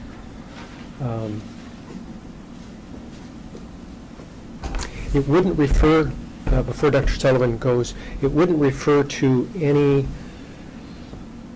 duties that the animal control officer in the field would be granted, would it? I mean, who else is mobile? There isn't a mobile shelter veterinarian. No, and the animal control officers are covered under a completely different, Okay. a Humane Act. Dr. Sullivan? Dick Sullivan, as you can tell, it's easier to remove than it is to put something in. So this was just put in, we just put it in case there are some equine type of program out there working with equine rescue groups where the officers do not have a fixed facility. It was a long shot, and it was just an idea of make sure the bases are covered, and if there an existing, that doesn't exist, eliminate the whole thing. Before you go, what's your thought on if and or how many of those do exist? I have absolutely no idea. We put it in there in case there's one. If there isn't any, if this group can't think of any, and Dr. Miller and Dr. Drusis and the group, if can't come up with any, then we need to get rid of it. I'm suggesting that they don't exist. As a matter of fact, we're engaged in 2, maybe 3, 597 prosecutions of just that, where people have 40, 50, 100 horses. They don't have anybody coming in. Okay. Any other objections to removing 2030.7? Dr. Nunez? I don't know if there's too many board members in here for me to speak, but I'm just going to speak. This wasn't part of the ambulance issue, because that's separate. This is specific for shelter medicine. I stand corrected. But I'm wondering if, I remember there was an issue with some shelters that had, trucks that didn't have proper ventilation or something like that. Is that what it's related to? Like some animal shelters just didn't have air conditioning, and they were throwing pets in the back of the truck, and it wasn't a safe condition. Well, that would be a 597 prosecution. Is that why this was put in there? Not to my knowledge. That was legislation 3 years ago. So if an animal shelter goes and picks up a pet that's HBC in their truck, aren't they practicing some sort of No, they're form of transporting. medicine by bringing them back, providing warmth or fluids or anything? No, they don't provide fluids. Transporters. They may warm them in the winter and cool them in the summer, but for the most part, they're either taken directly to the shelter or to a emergency clinic. Does this committee think that that's something that should be addressed then, or would it be too difficult to comply with the resources that shelters have? You're asking us to then have the animal control officers be veterinary assistants and render aid? In specifically, I was wondering what this shelter ambulatory service is. Well, so did I. 'Cause it's not the animal ambulatory service that I've been. It's a business model that I don't think exists. Is there any harm to the patients out there because the business model doesn't exist?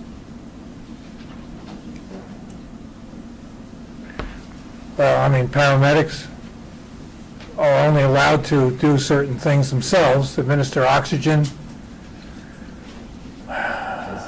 They're allowed to do 2 or 3 things, and that's it.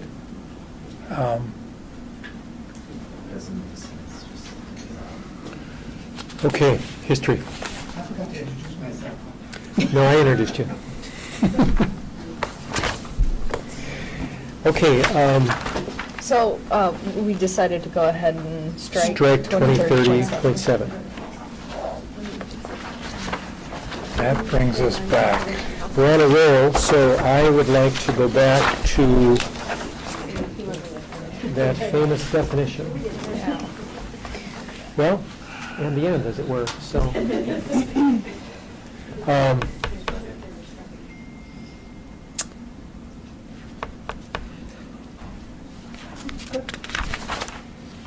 So what we decided in E, is E up there? Just go a little farther. Yeah, there you go. Examination of the animal patient in a population health setting.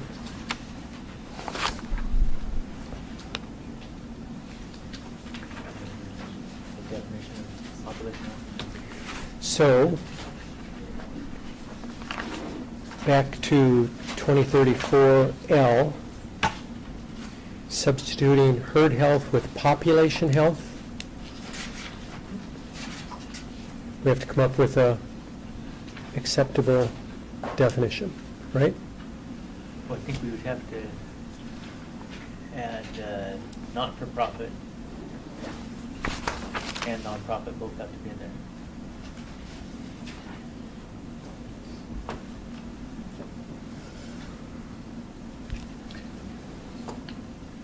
Okay, I so don't- getting I back don't- to the range setting versus animal shelter. Animal shelter is separate. There's a completely different supervising veterinarian duty. So do we really need nonprofit, not-for-profit in this definition? Because this is not a shelter setting. Well, I think we need to divorce ourselves from the range consideration and concentrate on the group of animals, whether they be in a structure, in a pen, in an aviary, in a range, in a paddock. All right, in Southern California, we don't have any ranges. A paddock is an enlarged pen.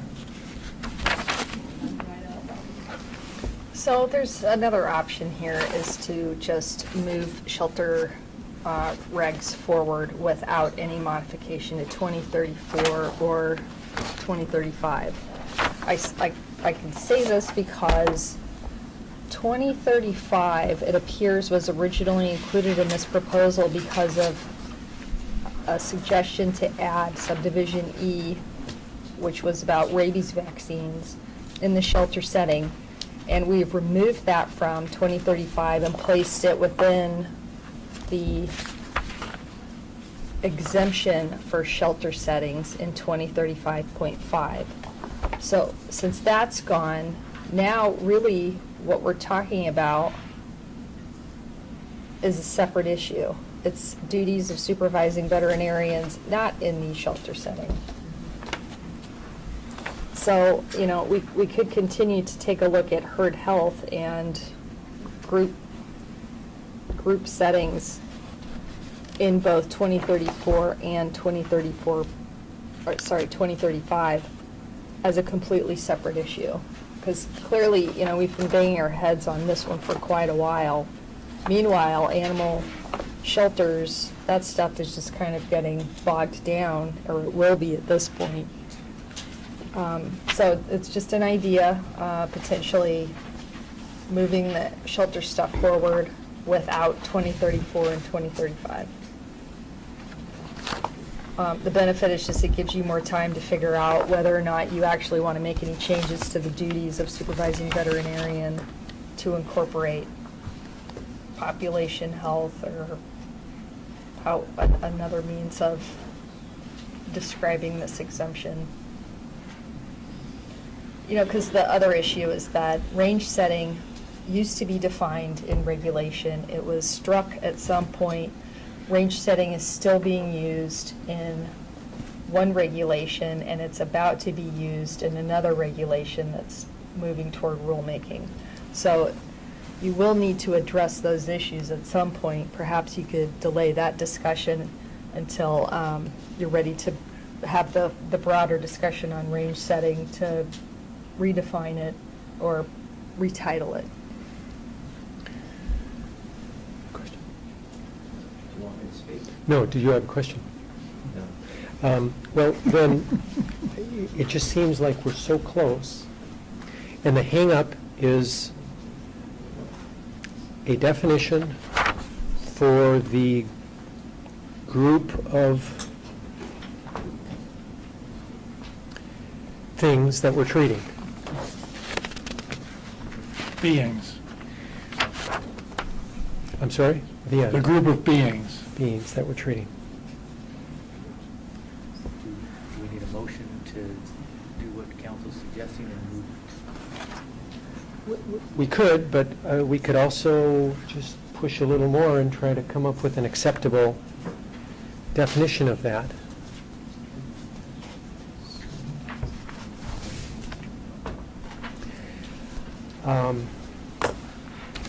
Unlike the complaint audit task force chronology, I did not go back and track how long we've been working on this, but I'll bet you it compares. So let's at least talk about the choices that we've discussed and decide if any of them can be ruled out and any of them are acceptable. So herd health isn't going to work because dogs can't be a herd, According to Texas. according to Texas. Well, I think then a dispassionate observer would conclude something different with a descriptor that is a herd. Because most people do not view a bunch of dogs, whether it be a half a dozen or 300, as a herd of dogs. Yeah, pack or something else comes to mind. Okay, so anyway, herd, population, group,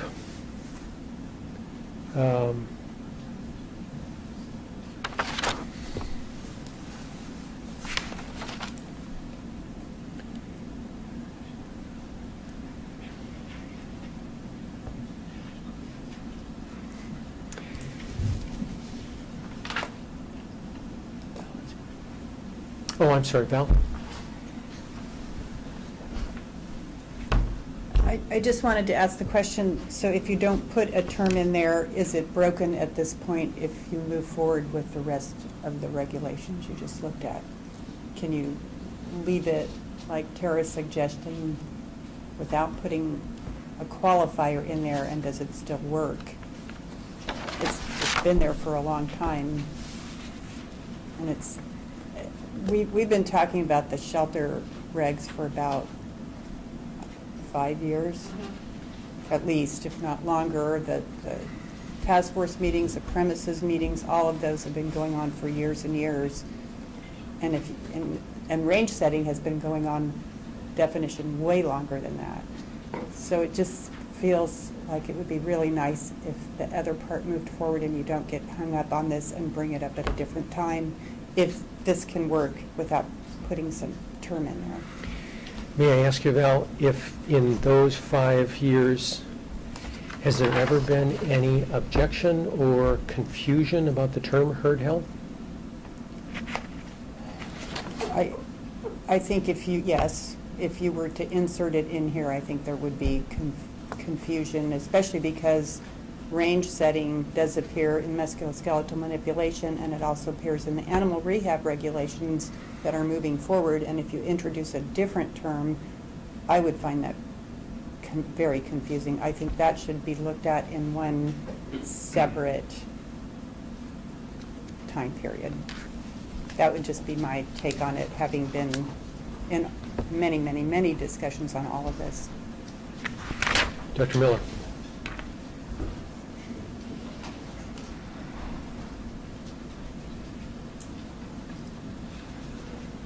All right, so when these conversations go for years at a time, we tend to forget where we came from. And I reviewed a lot of this before this meeting and seem to recall how this came to be. So Nancy made a very good point before, that what exists in duties of the supervising veterinarian now talk about how far before an animal is treated can a veterinarian look at it and still have that be a good standard of practice. So for instance, if we're going to put a cast or a splint on, we need to probably be applying that cast or a splint almost immediately after we've looked at the animal. Or in other words, you can't look at the animal 6 months before and then put a cast or a splint on. If you are giving a vaccination, how far before can you examine the animal and still have it be a good standard of practice? That's everything that duties of a supervising veterinarian talks about now.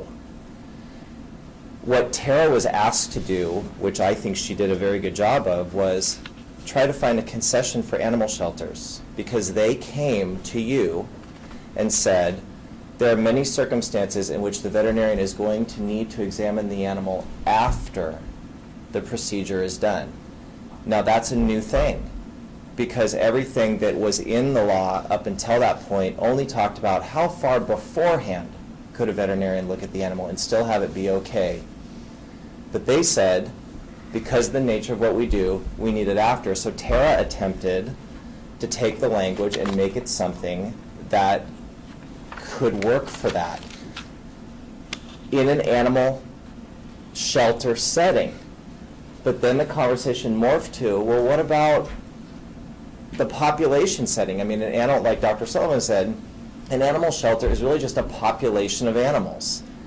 And is there ever a circumstance in another kind of population setting, like on a dairy or on a beef cattle ranch, where it's plausible for a veterinarian to direct a treatment and look at the animal after the treatment is carried out? Is that ever within a good standard of practice? And so the conversation has grown and morphed into, can we kill, two birds with one stone by closing up this other area of the Practice Act that talks about this, group of animals, medically appropriate and timely visits. It doesn't really have to do with the range. It has to do with the population of animals. So Tara tried to parse it out into D&E. The problem that I see with D&E is that if only we in the room understand D&E, then it's not going to work in the bigger world. And so I think that maybe the question you might have today is, in accordance with what the shelter community had asked you to begin with, do you want to create a special concession for animal shelters in which there is language to allow a veterinarian to look at an animal after some kind of procedure has been carried out? And at least that part of it can be addressed. Maybe the part about population health and the bigger conversation is another conversation. Maybe it could be tabled, but hopefully it's helpful to know where that part came from originally, at least by my recollection. Thank you. Christine? I have been present for the premises permits task force, the shelter. I was present for several of those task force meetings, and so I too agree. I understand where Nancy's coming from and her concerns about E, and I understand where Tara's coming from. So I see both sides of that. But I understand what Tara's saying about the concern with range setting and not dealing with that when we have something big that's coming out, and maybe we need to take a bigger look at that and let's get what we can through right now and look at the big picture and address what we can. Let's get that through. But if we want to look at population health, herd health, and range setting, we need to make sure that we are evaluating all circumstances. before just saying, oh, well, we want to hash it out and get it out now. We need to look at everything because we have a lot of things on the table. Okay, thanks.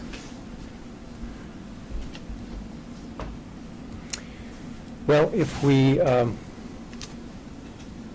consider legal counsel's suggestion and we go forward without 2035, how's that going to sound like? Do we need a motion to move the shelter stuff forward and table this for a later date, or send it back to the I think subcommittee? if there's a consensus to remove 2034 and 2035 and proceed with the rest of it, that would be all encompassing in all the other changes that you made with the other ones. And so you just do one motion with that being one of the changes that you made. You mean, you said remove 2034 and 35. You mean not consider consideration. it today? Right, well, from the rulemaking package. So those Right. would be removed, and then the committee would recommend that the board proceed with all the other sections. Okay, I just want to be clear. We've removed a lot of things, and this removal is not that. Okay. All right, what does that sound like in a motion? I move that we remove 2034 and 35 from consideration of this packet and send it forward, send the whole packet forward with the changes we made. I'll second that. Second. Further discussion? Jennifer? If we remove those two sections, what happens to them? Do they get reassigned to another subcommittee? Do we ignore it until it's assigned to us again? Is it even under Good the question. purview of this committee to? Good question. Let's talk about that. What do we do? We've passed these other things on. What do we do with 2034 and 2035 going forward? Send it back for more wordsmithing. Yeah, To so- whom? So you could do, you have a motion and a second to remove and move the rulemaking packet forward. Mhm. And then we can vote on that and then have a motion on what to do with the remaining part. Okay, let's start with the motion that's been made and seconded then. Vote, please. Dr. Pollard? Aye. Ms. Pulaski? Yes. Dr. Drustis? Aye. Ms. Ekman? Aye. Dr. Lazarchuk? Aye. Ms. Laredo? Yes. Ms. Felt? Yes. Dr. Warner? Aye. Dr. Waterhouse? Yes. Motion carries. Okay, good. So One size did not fit all. let's take up then that question Jennifer just asked. Back to Alan. Pardon? Send it back to Alan. Dr. Lazarchuk just sent it to Dr. Drusis. How does Dr. Drusis feel about that? So so we fumbled the ball and now we're getting the ball back. I'm believing you. So I don't want to speak for Jennifer, but I saw a nod there. We'll accept the challenge. Okay, Jennifer? I'm just wondering if the committee is allowed to do that, because the board did assign the MDC to this giant task, and now we're kind of picking it apart and subdividing it, and I'm just not sure if we're allowed to do that. I'm going to stare at Tara. Well, I would say that initially, I think with what you just moved, you actually have completed what you were asked to do, which was address animal shelter regulations. What you had in 2035, the only thing that touched on animal shelter was new subsection E, which was rightly moved over to become subsection G under 2035.5. So as far as shelter bed, you did it. The rest of this, and it's really the broader issue of defining a setting of veterinary medical practice. You could just report back to the board and ask them for guidance as to whether or not they want you to now resolve herd health or range setting issues, because we have multiple, it's not just multiple settings, but now we have multiple professionals potentially performing services on animals in different practices. So you could just report back with that a separate issue came up and what do they want you to do with it? I like that. So that can be done without a motion? You just report it back. Okay, good. Why don't we break for lunch? Before we go, how long? Where do we go? There's a cafeteria. You would have seen it when you drove in, and I think it's that way. It's catty corner, that one. Cafeteria? Yeah. People know where that is? Okay, good. 1:30. 1:30, how's that sound? 1 hour, everybody? Thank you very much.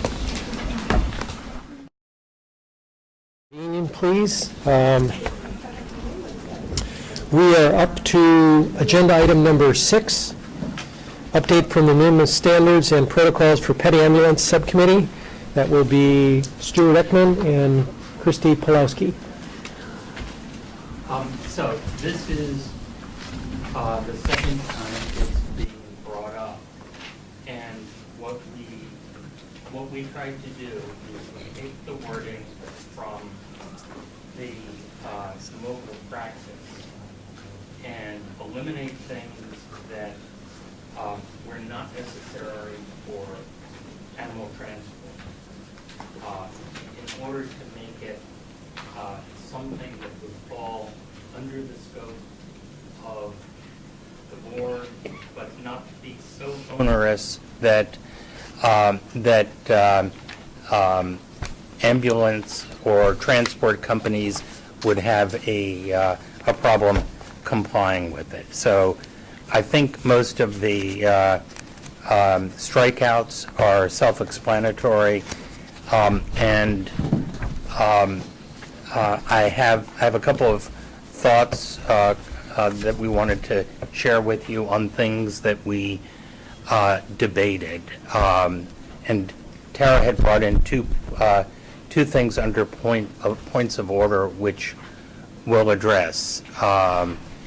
She had asked if we wanted to include a pet harness, and yes, we could incorporate a pet harness as part of the requirements. We could also include any type of immobilization boards that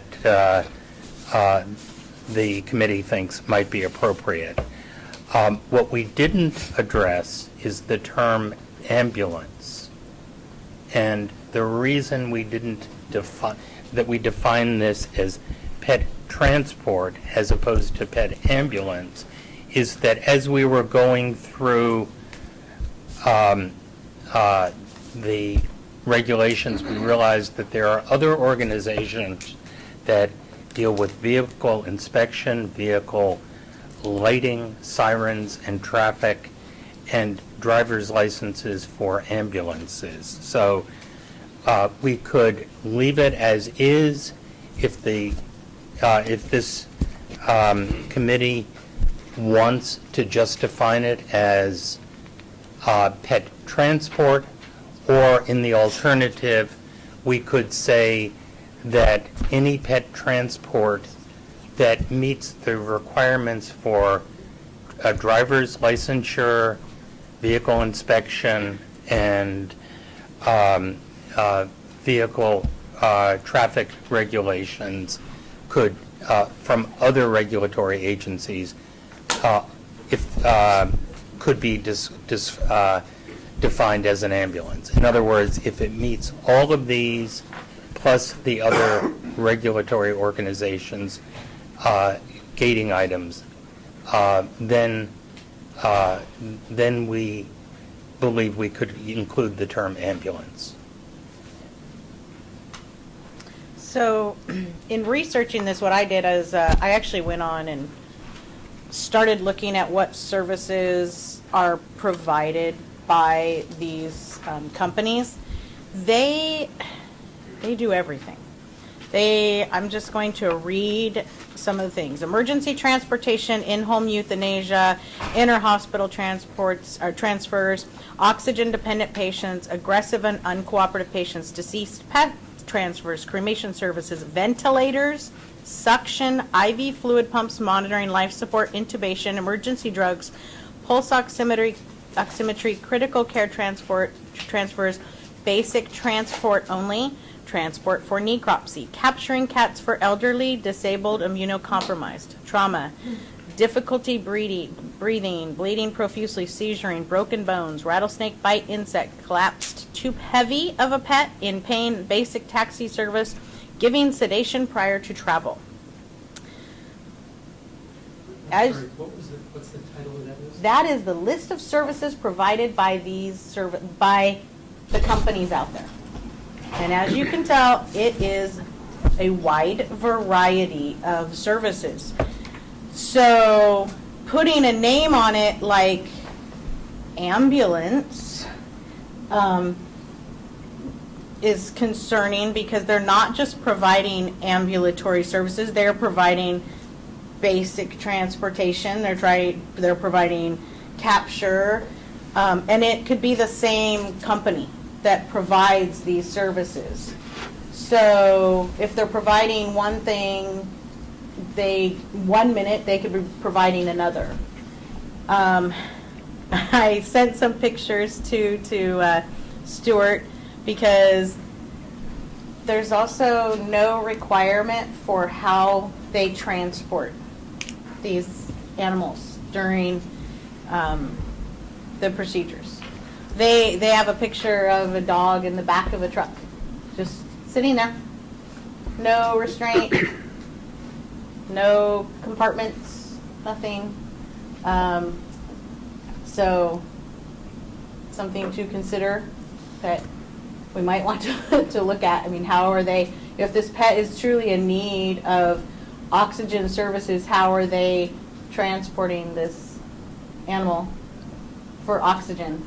And how are they being secured? How are they being cared for? You know, if it's truly in need, or if it's aggressive, what are the regulations? Where they're providing this euthanasia and O2 and sedation, there's a veterinarian doing this? That's what it says. It's not very clear in some of the cases. Most of the time it does advertise that they have an RVT. But it doesn't always state that. I'm sorry, what is it that we're referring to? She said these pet ambulances were providing euthanasia, O2, and home sedation. I took that as an all-inclusive, not everybody out there advertising or providing a service is doing all of these things, right? This is the range of services advertised by numerous companies. Okay. Well, as to the issue the committee was tasked with, what are your conclusions about 2030.2? So that is why we made the recommendation to change 2030.25, I believe is what Tara proposed. And that's what's in front of you, to a veterinary pet transport. Because of all of the varied services provided. And that's what you have in front of you.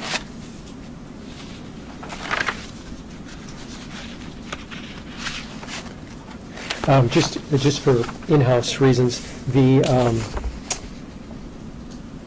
document that was included in the original packet without the comments here are the only difference between these two, right? No, that was submitted, and then Tara had some other suggestions, I believe, and so you should be looking at the document that has the comments. It's up there right now. We kind of went back and forth after that.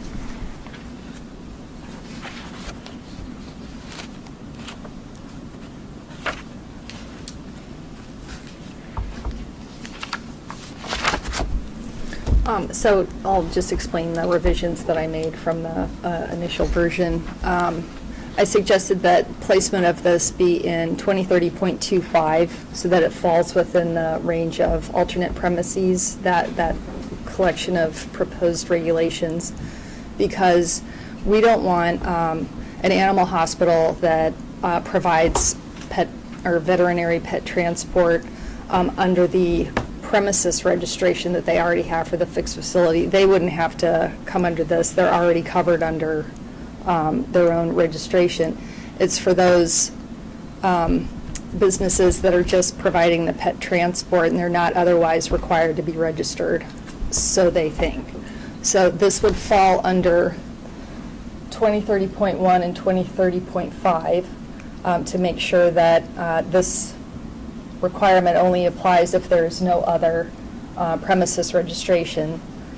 And I believe it's 2030.1 that references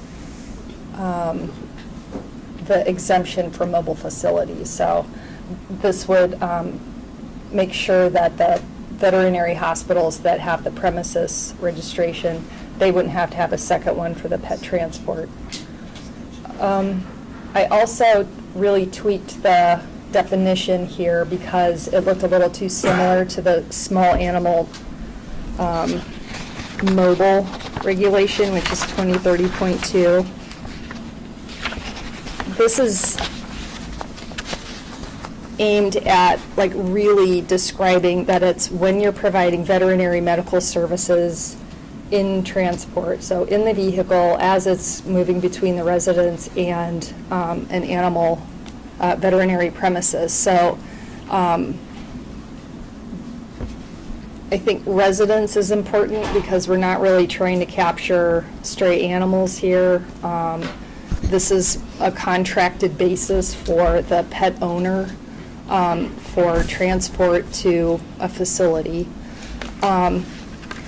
I wanted to bring up to everybody's attention medical services to animals, and animals is different than veterinary pet transport.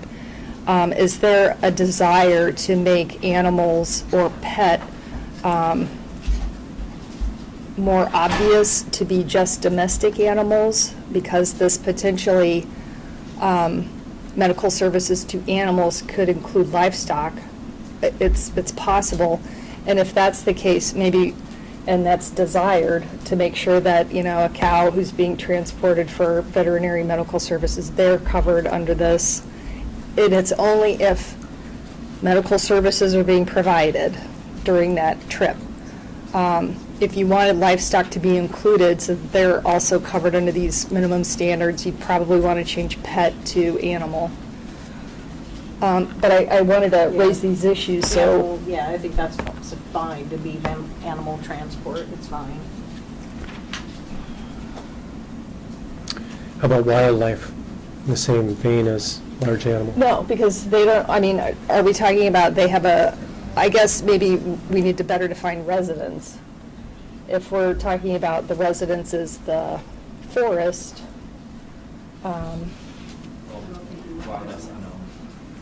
But you also need Right. a permit. There's no owner though. Right. right, so I wouldn't want animals' residence to include forest. I mean, we're not trying to regulate unowned animals in this way. Residence doesn't work. You could be at your friend's house, you could be at the park, you could be at. Right, so what's a better way of describing point A to point B? Because we want to be very specific about what this is. This is not about stray, unwanted, wild animals. This is about the pet owner contracting. Animals to a veterinary.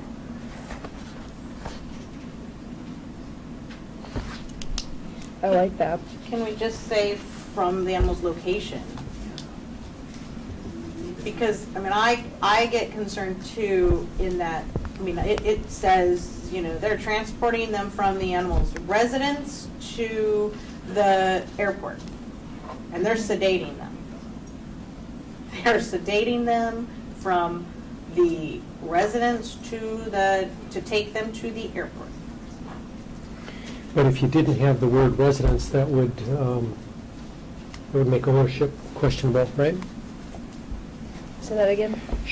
Christie just suggested changing residence to location to make it more broad, right? Well, I'm concerned about to a veterinary premises too, because they're taking them from the animal's residence to the airport. So I'm concerned about just, they're to and or from the animal's residence and a veterinary premises.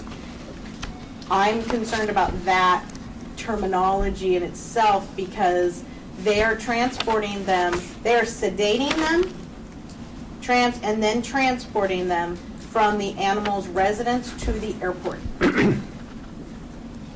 And that, to me, is a mobile veterinary hospital. Okay, so how about starting on line 2 after veterinary medical services? 2, insert the word owned. That gets at Nancy's question. So it would read veterinary medical services to owned animals in transport from one location to another. So we would strike to and or from the animal's residence and a veterinary premises. That way it's more limited, it's one location to another. But I'm wondering if the sedation that occurs in the home or at the location, one location, if that should be included in this transport, because it's potentially preparation for transport. But doesn't that, by definition, require a veterinarian, right? How are you going to get the drugs? Well, we are talking about a situation where we're hearing about RVTs doing this, but a veterinarian could be. Well, an RVT working under the supervision of a veterinarian would be kosher. Only if they've seen. VCPR. Please come to the mic so we can pick you up. Paul Hansberry, just a quick suggestion, instead of residence, from the residence, maybe from owner's custody? Well, I don't know. I mean, if we're talking about Picking up at the airport. or picking up at, where they currently live, and we've got a new owner who's having them moved to another location. Right. That's what, I already offered up in transport from one location to another, which would just be striking animals' residence and veterinary premises. Yeah. Jennifer? I have a question. I'm a little bit confused on this. Are we suggesting that these veterinary transports get a premises permit? Can you talk up a little bit? Yeah, are we suggesting that they have a premises permit? And so then they would be open to inspections by the board? Yes. And then, do we have veterinary medical services defined somewhere? Because I'm wondering about oxygen, because I can go to an oxygen bar in the mall and sniff oxygen. It's not technically a medical procedure. So if they're blowing oxygen at a dog in the back of a pickup truck, I'm not sure where that falls. So when I go to the code, 4826 describes practice of veterinary medicine, surgery, or dentistry. So we are using the term veterinary medicine all over the Act. And part of that is describing the person who's meting out the services, and then we actually list the services: administering drugs, diagnosing, prescribing. So we could rely on the existing understanding of veterinary medicine under the Act. I'm not sure, we could, if that wasn't clear enough, provide a separate definition solely for this regulation, but I'm not exactly sure what that should look like, because if they're offering a variety of services, do we know everything that they might be providing? We wouldn't want to list something and accidentally leave something out, so as long as they're just practicing that thing, then they don't have to get a premises registration. And I know that, we may choose to go get oxygen in a mall, but are we prescribing oxygen if we make a choice? Or are we diagnosing that that pet needs oxygen if we are putting it on a pet? I think that's taking it one step further, because that animal is not choosing to get oxygen. That is making a diagnosis and prescribing and saying that that dog needs it. By putting oxygen on it, you're diagnosing and prescribing oxygen, whether or not it needs it or not. That is something, you are diagnosing and prescribing something that may not be necessary, and that is for a veterinarian to do. Dr. Sullivan? Dick Sullivan. We definitely want to restrict this to companion animals. We do not want this involving any equine or large animals. So somewhere, I think we need to state that. Number two, the more that I'm hearing, number one, if they're strictly transporting the animal without doing anything medical, they don't need a premises permit. I would think, I can't think of any other scenario that there wouldn't have to be some type of veterinary oversight. And wouldn't they therefore need a premises permit for that oversight? And are there veterinarians out there that this is all they're doing? Or are they not operating out of a fixed facility? So, in my research and what we did, and we went through a bunch of the websites, and I mean, it's mostly in Southern California, let's face it, it's not existing up here. It's in Southern California, and there's quite a few services. I know. It appears there's one major company that, yes, this is there's a veterinarian that this is what they do. Okay. But they are associated with a hospital. Yeah, I guess my question is, why doesn't this all fit under small animal ambulatory? Well, when I look at small animal ambulatory, I'm thinking that it's a mobile unit that provides services somewhere else, not in the unit going from one location to another. And I think that's probably what's missing from small animal ambulatory. Because otherwise, if it's just a mobile unit that's associated with a hospital, it's already provided an exemption. It doesn't have to have the second registration. Right. I don't know what mobile unit out there, I mean, to be a mobile unit, even if they're not with a fixed facility, they're still going to have a premises permit as a mobile unit. So I guess I'm questioning if we really need this. We tried that last time meeting. Yeah. That's why we're here. Just to catch you up. That argument didn't work, so we had to go here. This would be then, 20, 30, 25 would require, how would you phrase it, a permit or a permit? Okay.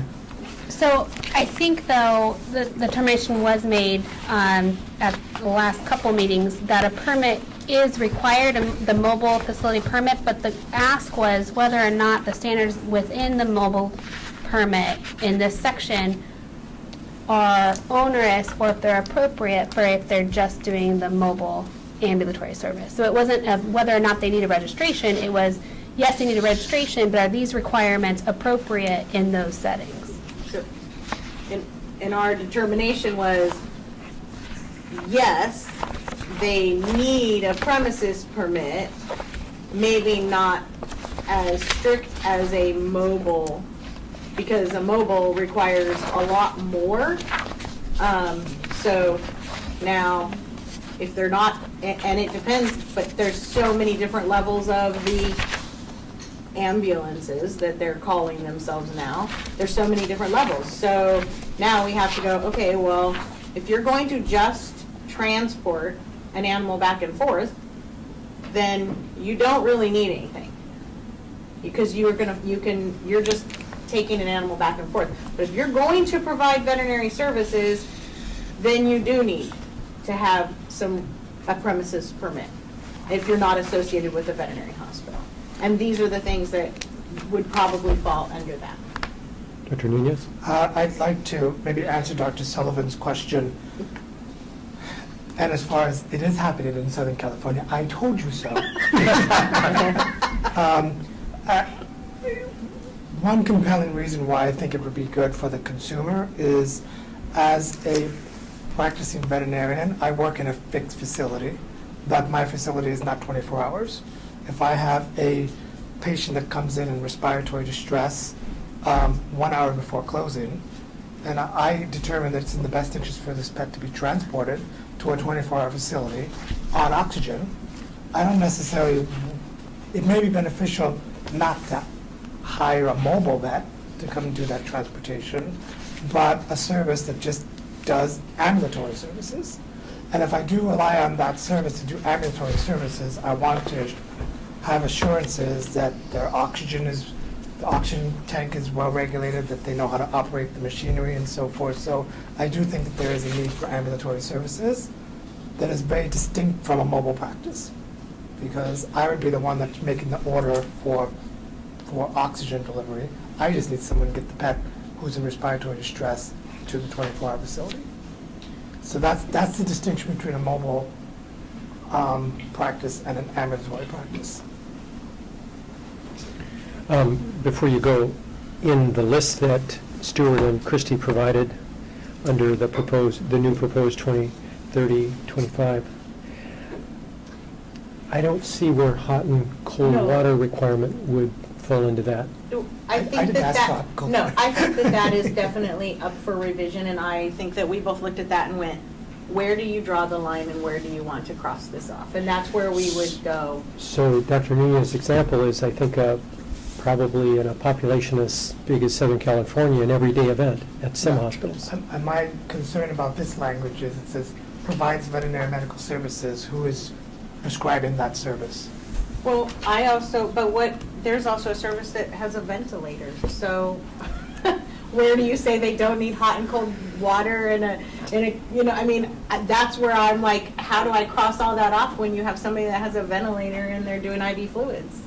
Well, I want somebody that can wash when their it hands. says provides veterinary medical services, that implies to me they need a veterinarian. So then you don't have to draw any lines of distinction. Right, so placement is important because 2030 says everything has to be registered unless you already have a registration with a fixed facility.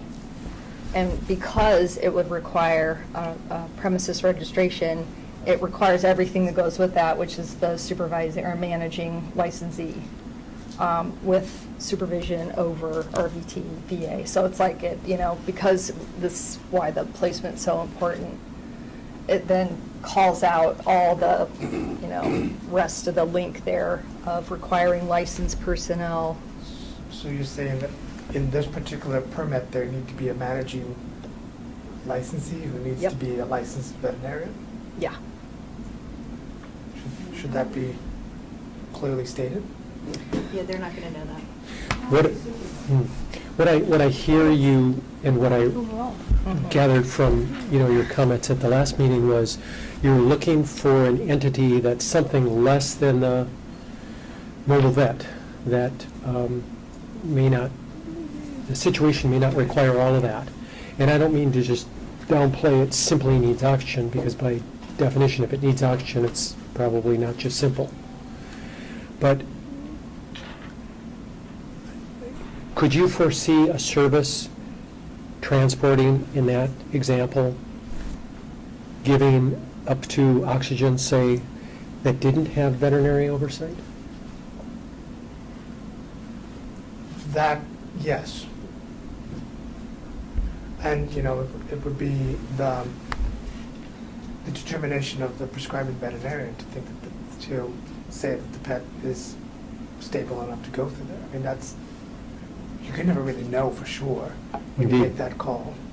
But if you do require this type of entity to have a licensee as the permit holder, then I think you're turning it into a mobile practice when you do that.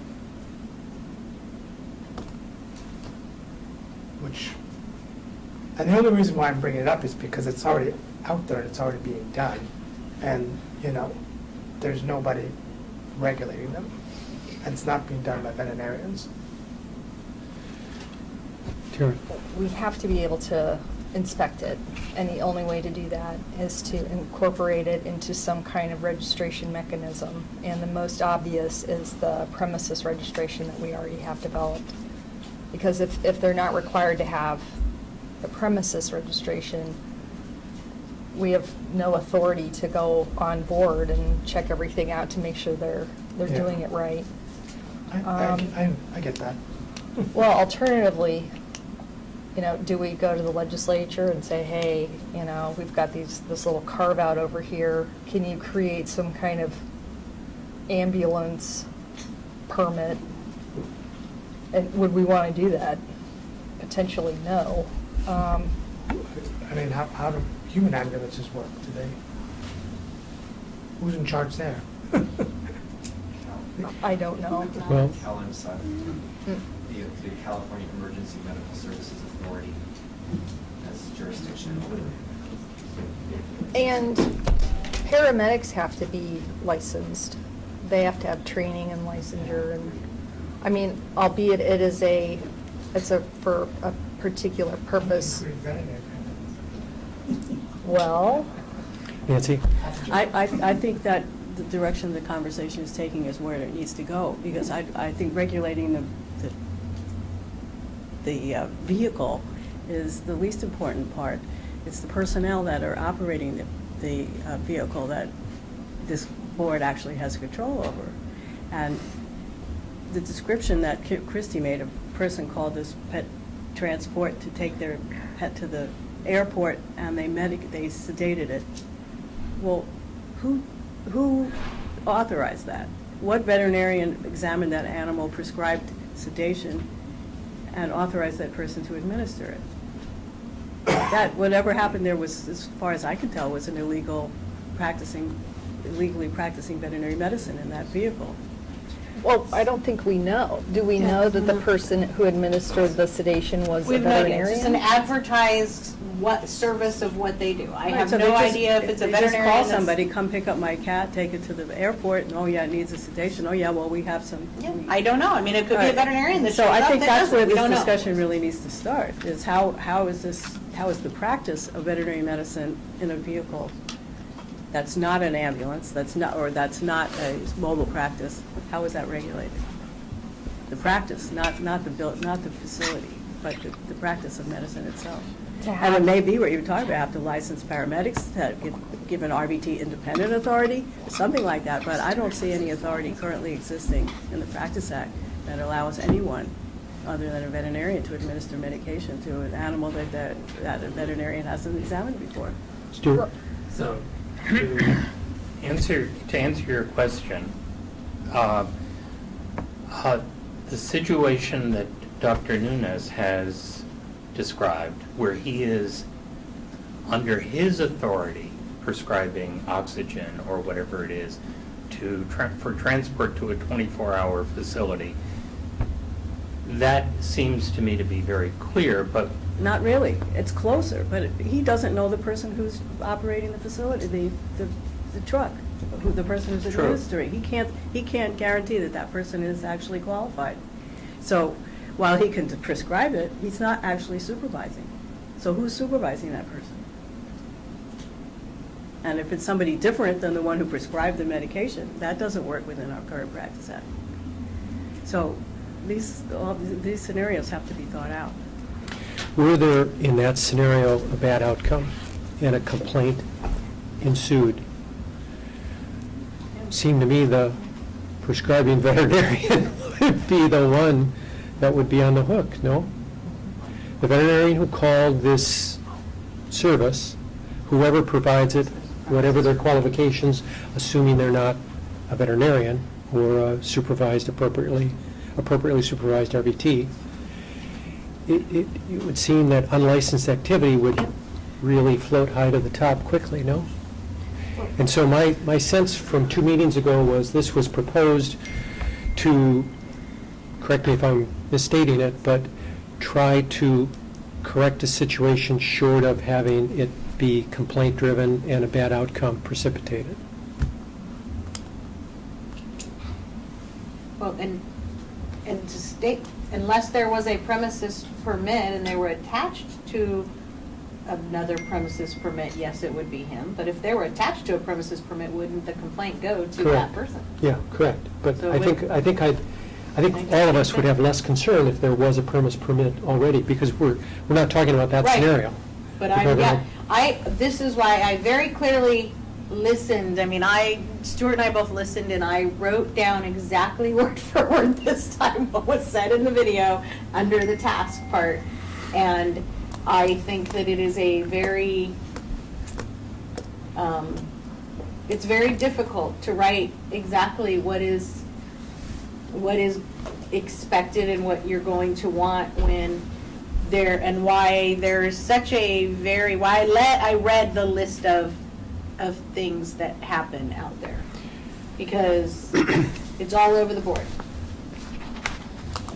And now I will say, a lot of them claim that they have premises permits or are attached to veterinary hospitals. And if they do, then they're fine. So they do claim that. They also claim to have RVTs, some claim to have veterinarians. So if that's the case, they're fine. I don't see that we are gonna, well, let me, I don't know if this is a motion ready yet, but what does the committee feel about a B-League permit, however you want to call it, dumbed-down permit that permits an individual to provide something less than veterinary medical services in transport? Go ahead. I can't resist. How is this any different than discussions we've had in the past about the level of veterinary services that take place in animal shelters?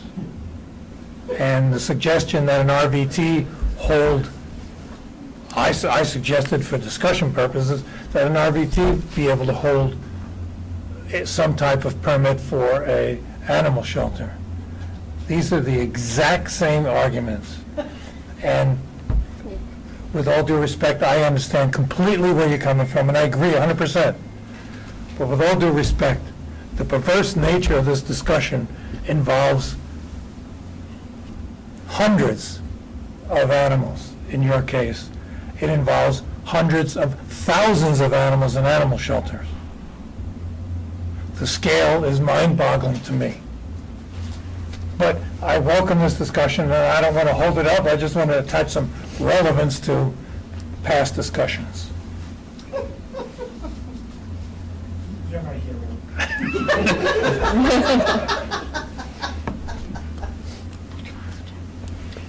I think this board can only regulate veterinary services. That very term implies a veterinarian. Somebody less than a veterinarian can't provide any veterinary services. Even an RVT, they don't work independently of a veterinarian. They always have to have veterinary supervision. So I think this is already covered in a small animal ambulatory or small animal mobile. I don't know that, this needs to be carved out for any specialized premises permit, because if you do it, somebody less than a veterinarian is responsible for it, and then that's not what this board has oversight of. Stuart? So if you look at what's covered for a mobile, and you just say it's covered under mobile, then to use the term that Jessica used, perhaps it becomes onerous on whoever is doing transport, because then they would have to have a full mobile clinic. Question to Christy Ann Stewart. Did either of you have occasion to speak with any of these entities who do not have current premise licensees, managee licensees? I did not.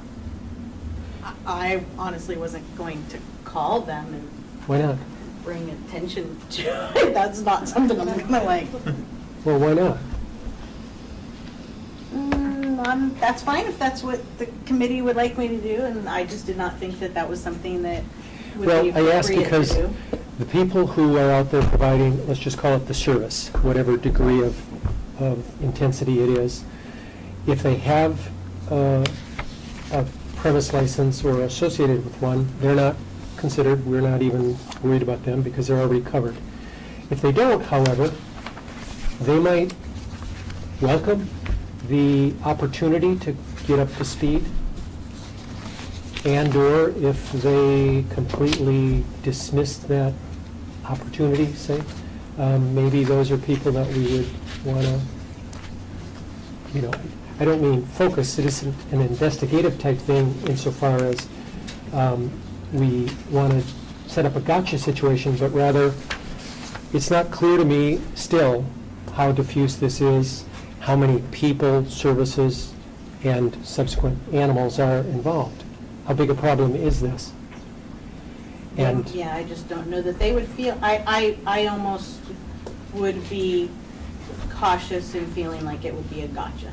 okay, Dr. Sullivan? Yeah, Dick Sullivan, I don't think it's onerous if they're not doing surgery. So and that's how I read this part, we could even adjust the other part of small animal ambulatory to say, these are requirements if you're doing surgery. If you're not doing surgery, I don't think that it's onerous. And just to give a Southern California example, I got a call from an ambulatory company saying, we're transporting this lady's dog over to you. I don't know what, I can't remember the condition. I was in so much shock after he told me, asked me, do you want me to give it some hydromorphone on the way over? And I said, what? And he said, well, I'm an RVT. I could give it some hydromorphone if you want it given. I said, no. But I didn't follow up to see where he was getting that drug. But they are out there. I had assumed that it was under another veterinary clinic, but I can't prove that. Can you give me his name? I was in such shock, I didn't get into that information. I was holding the phone. And then I want to go back and say, let's make sure we restrict this to companion animals. Do you want to speak to the website? I don't know what the status is right now with regard to this issue. We don't have anything yet. No. One thing I did want to say, though, in regards to reaching out, I would caution any of the members to reach out specifically to them to find out what's going on, because we could potentially be dealing with unlicensed practice. And what our staff can do is we can do the research and contact them. And perhaps it's just a matter of education to these locations that might not be registered to find out exactly what they're doing. And if they do need a registration, then we can get them into compliance. But I don't think you guys doing research and contacting them for that potential gotcha moment is a great idea.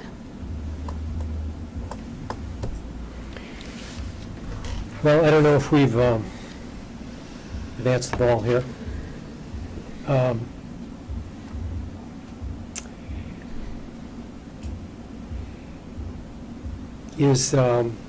There's clearly no motion, because I don't know what we're talking about with regard to putting it forward to the Veterinary Medical Board. But I'd like to be clear on how big a problem this is and how much energy we should be devoting to it. Not at all denying that it isn't a problem, and it would be a shame that a complaint would have to occur, implying a bad outcome to bring it to the front page. But I guess I haven't heard enough to make a good conclusion. I don't know what I'm going to say tomorrow to the Veterinary Medical Board. Thoughts?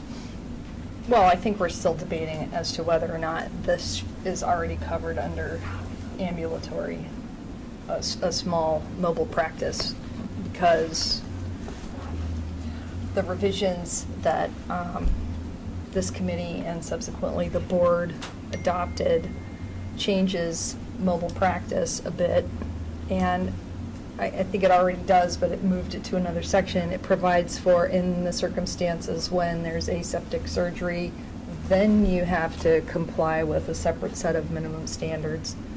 So, is the mobile practice regulation already, is it onerous? I'm not sure. Because if they're not providing those types of services, then they only have to comply or provide minimum standards of a shorter list. So the point is that we're still debating whether or not the existing or recently approved mobile practice regulation in alternate premises is operative for pet transport. Jennifer? It's my opinion it would be the best course of action to get some more direction from the board and see which of those options. Half of us are here, but the other half might have different opinions. So maybe get some more direction from the board and then refer back to the subcommittee. Okay. Well, I just Christine. would like to go back to the original thing that we said last meeting, and that is that as much as we have done, it is happening, yes, they are transporting for tons of reasons. However, they are either in mobile practice or they're not. And if they're a mobile practice and they are not doing certain aspects, then, add in if applicable, and so then they don't have to follow those rules. And if they're practicing, then they need a premises permit. And they can be under an existing permit or they can get a permit, but they need a veterinarian to supervise, and they need to make sure that they're following, the existing regulations. So I feel that we're spinning our wheels for things that already exist. And we've looked up so many things, and we've gone through and we've tried to fit what's being requested. And I think that's why we're spinning our wheels, because it's just, there is nothing that fits because we have something that already fits. Okay. May I suggest we take a short break, maybe 10 minutes before we move on to the last agenda item? 2:30, reconvene, please.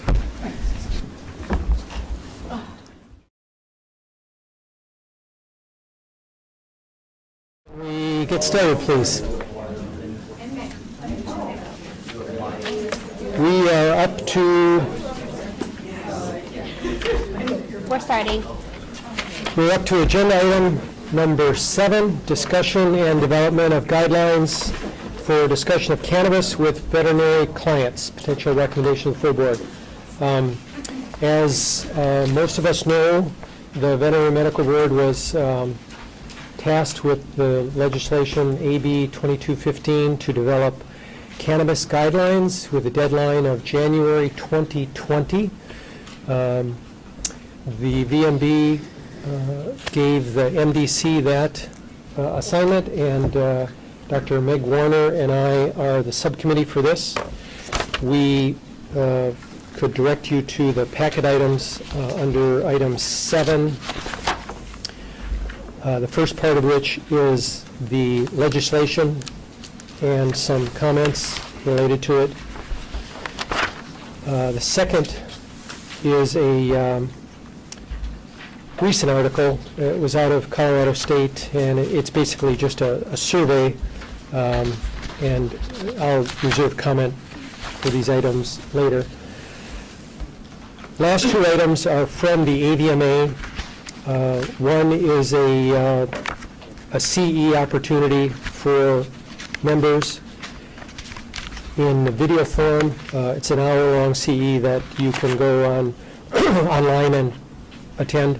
And then the last item also from the AVMA is their now 1-year-old cannabis, what veterinarians need to know.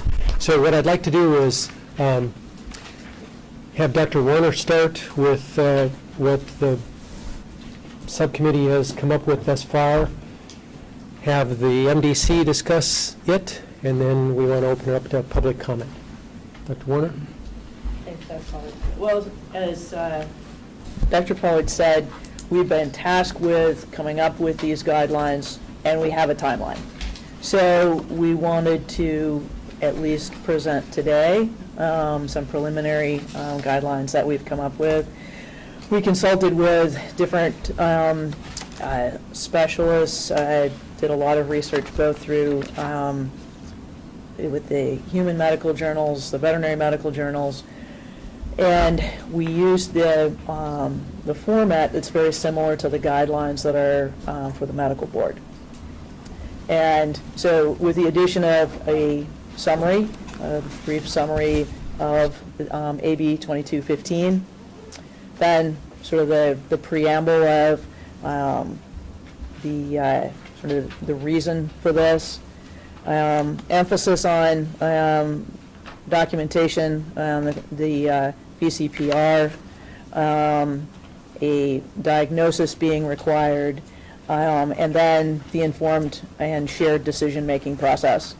With the things that we've highlighted here being just some of the recurrent themes that we saw as we read through the literature, and then again coming back and emphasizing documentation with medical records. And I think with that, then everyone's probably read through the guidelines, and we want to have input and develop these as quickly as possible. Sounds like a long time out for a year, but we have very few meetings to get this done. So. May I ask the committee first to make any comments, ask any questions about the initial guidelines that Dr. Warner referred to?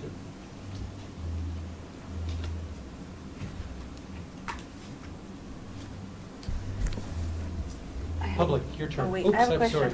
I do have a Christie. question, because I mentioned this to Dr. Warner earlier in that I know that the law says it, but it does not say it in here that the veterinarians cannot recommend. Does it need to be consistent? Meg? I think that that's something that we should consider adding in, and probably, my thought is that it should probably go in the summary of the bill. Yeah, and I don't know where, I thought this was great. I like, but I just think it should say recommend. That was the only thing, but I do like it. It was very well written. Yes, sir. Hi, Paul Hansberry, Lovingly and Legally. Let's go through this quickly if we can. It says the veterinarian shall have sufficient knowledge of the pet to initiate at least general or preliminary diagnosis. This diagnosis must also be documented. Also in the brief, it shows about one continuing education course. This is one piece that the medical board, Prop 215, didn't get right. They said that the medical doctors were allowed to recommend, but they just said, okay, here, have at it, but they didn't know what they were talking about. I think it's essential that they have a continuing education course in order to know what they're talking about and so that they're speaking with one voice. I think that there's another race-approved continuing education course by the Humane Society. It's currently available. That's from the Humane Society. There's another one coming out in February from the Answer page, which is the Drs. Steve and Meredith Korn, husband and wife from the Harvard School of Medicine. And there was a third one coming out, which is very comprehensive. So the education should be that in order to be able to make the recommendations, and there's a fine line between discussion and recommendation, but the discussion, in my mind, is just reaffirming the veterinarians do indeed have First Amendment rights. Being able to recommend based on their knowledge, that's why the patient or the client is coming to the veterinarian in the first place, is to get a recommendation, to get the education from someone who's supposed to know about this stuff. On page 2, you say, F, it says, cannabis is a poorly regulated industry. Recent studies indicate that only 17% of cannabinoid products are actually accurately labeled. 23% indicate they had less THC than they actually did, and 60% indicated they had more THC than they actually did. But this was cited from JLMA in June 23rd of 2015. This is before Proposition 664 was even on the ballot. Since then, there's been dramatic changes in the testing and the regulatory process for all cannabis products in the state of California. And I noticed that in this brief here, that a lot of it has to do, you keep talking about the FDA. This is the California Veterinary Medical Board, right? And so in California, it's very different than the federal laws. And so with the clients and with the patients, there are different needs and risks. It talks about here this, we already spoke about this continuing education course from the AVMA. I haven't seen this myself, but I've spoken to other people that have taken this course, and mostly what it talks about is the toxicity and the dangers of cannabis, and very, very little about the benefits. Again, these other, because it is medical that we're talking about, it seems to me, and this may be a little bit of an overreach, that it's more based from the reefer madness point of view, and being more afraid of litigation than trying to benefit the patients and the animals. These other continuing education courses that are race approved deal a lot more with the benefits as well as the dangers and risks. It talks about the endocannabinoid system, when we're talking about these, and synthetic cannabinoids. It talks about hemp. And this is, again, a little bit dated because of the Farm Bill. And the Farm Bill declassifies things that are taken from hemp off of the Controlled Substances Act list. So it deschedules hemp-derived products. We'll see how that works out in the courts. I'm sure that they'll show up eventually. So it says this protection does not extend to CBD products which remain illegal regardless of the source. I'm not sure what the DEA has to say about that, but from a federal standpoint, hemp products with the Farm Bill have been allowed. It says it has high concentrations of receptors. Dogs have high concentration of receptors in the canine cerebellum. It's not just the CB1, it's the CB2 receptors as well. The CB1 receptors work on your perceptions of, say, pain and what have you, whereas the CB2 receptors work actually on the inflammation and things like that. There are different cannabinoid ratios. There's thousands and thousands of clinical papers that have been written on PubMed on the efficacy of medical cannabis. It's medicine. It talks about different kinds of toxicity. And how to test for toxicity. If people are given chocolates, edibles and things like that, and determining what the toxicity is. Well, if the veterinarian was allowed to recommend and show different cannabinoid ratios and knew what the ailment was and how it was treated from all these thousands of studies, he would be able to better serve his patient and the client and therefore the patient. I'm sorry, in the interest of time, I'd like to keep this on topic for the guidelines that are being proposed. And right now, you keep mentioning having veterinarians recommend. This is not allowing veterinarians to recommend. Are there specific things that you would like to see maybe change in these guidelines that we can then potentially discuss? But we need to keep that. I understand. So I was using the literature that was supplied for the guidelines Right. as reference because those seemed to be what was driving the guidelines. So if you have specific edits that you are proposing, will this committee consider? Well, I would say if there was one thing in particular, I would say that they would need, instead of trying to determine what they can say, that requiring them to complete a continuing education course on medical cannabis. So let me pause you there, because the board would need authority to require continuing education, which would have to come in statute. So these guidelines are not referring to continuing education or providing any requirements that they do so. Well, maybe a recommendation listing more than just one continuing education of the race-approved programs. Let me just add with regard to that one continuing education, the purpose of that being included in this packet was simply to put something in here because the survey authored by Lori Kogan that preceded it in the packet. Its conclusion is, as you read probably, veterinarians don't know anything about marijuana as a group. So I think your proposal for CE has real validity, but as Executive Officer mentioned, that isn't in our purview at the moment. We have received this, I like to think of it as something of a pass compared to pre-2215, where client starts talking about the CBD oil she's giving her dog, and we can't say anything. Now we can say something, but there are some restrictions.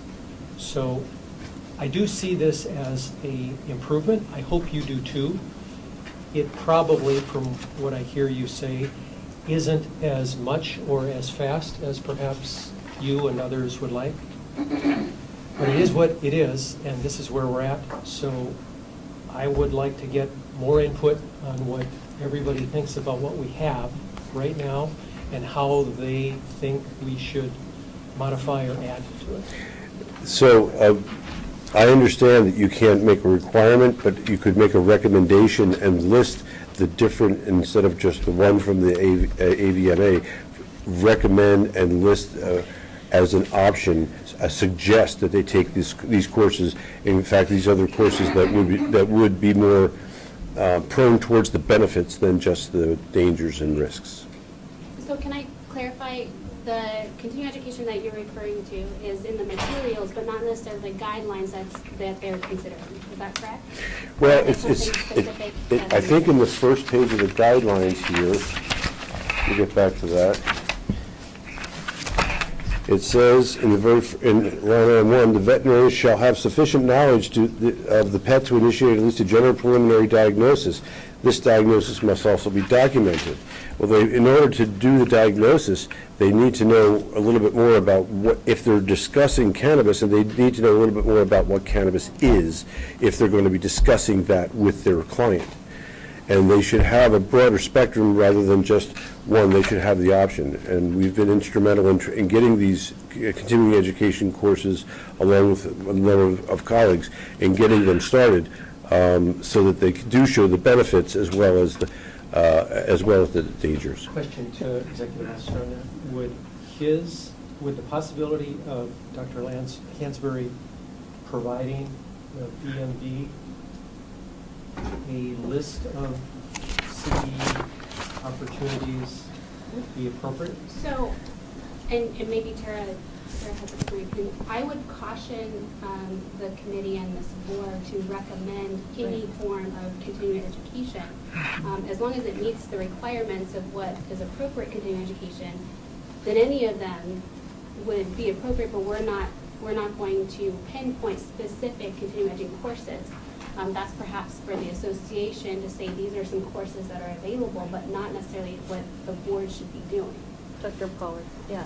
We need to leave that to the veterinarian, to the RVTs. Yep. They need to choose their sources, and they need to be able to pick which ones they're going to get their information from. That's what associations for, that's what your colleagues are for, and that's what schools are for.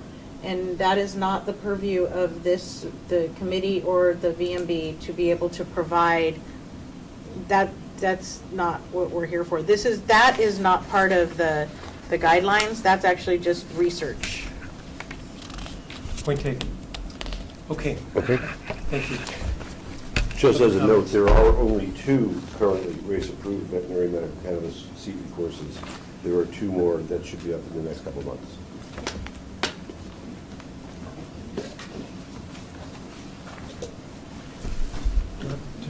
Good afternoon, Ken Pulowski. Just a quick comment on under number 3, under the informed and shared decision making. When it says this would include, I would recommend changing that to this may include. Otherwise, that could be seen as that we are required to discuss every single aspect on there. Could you repeat the reference here?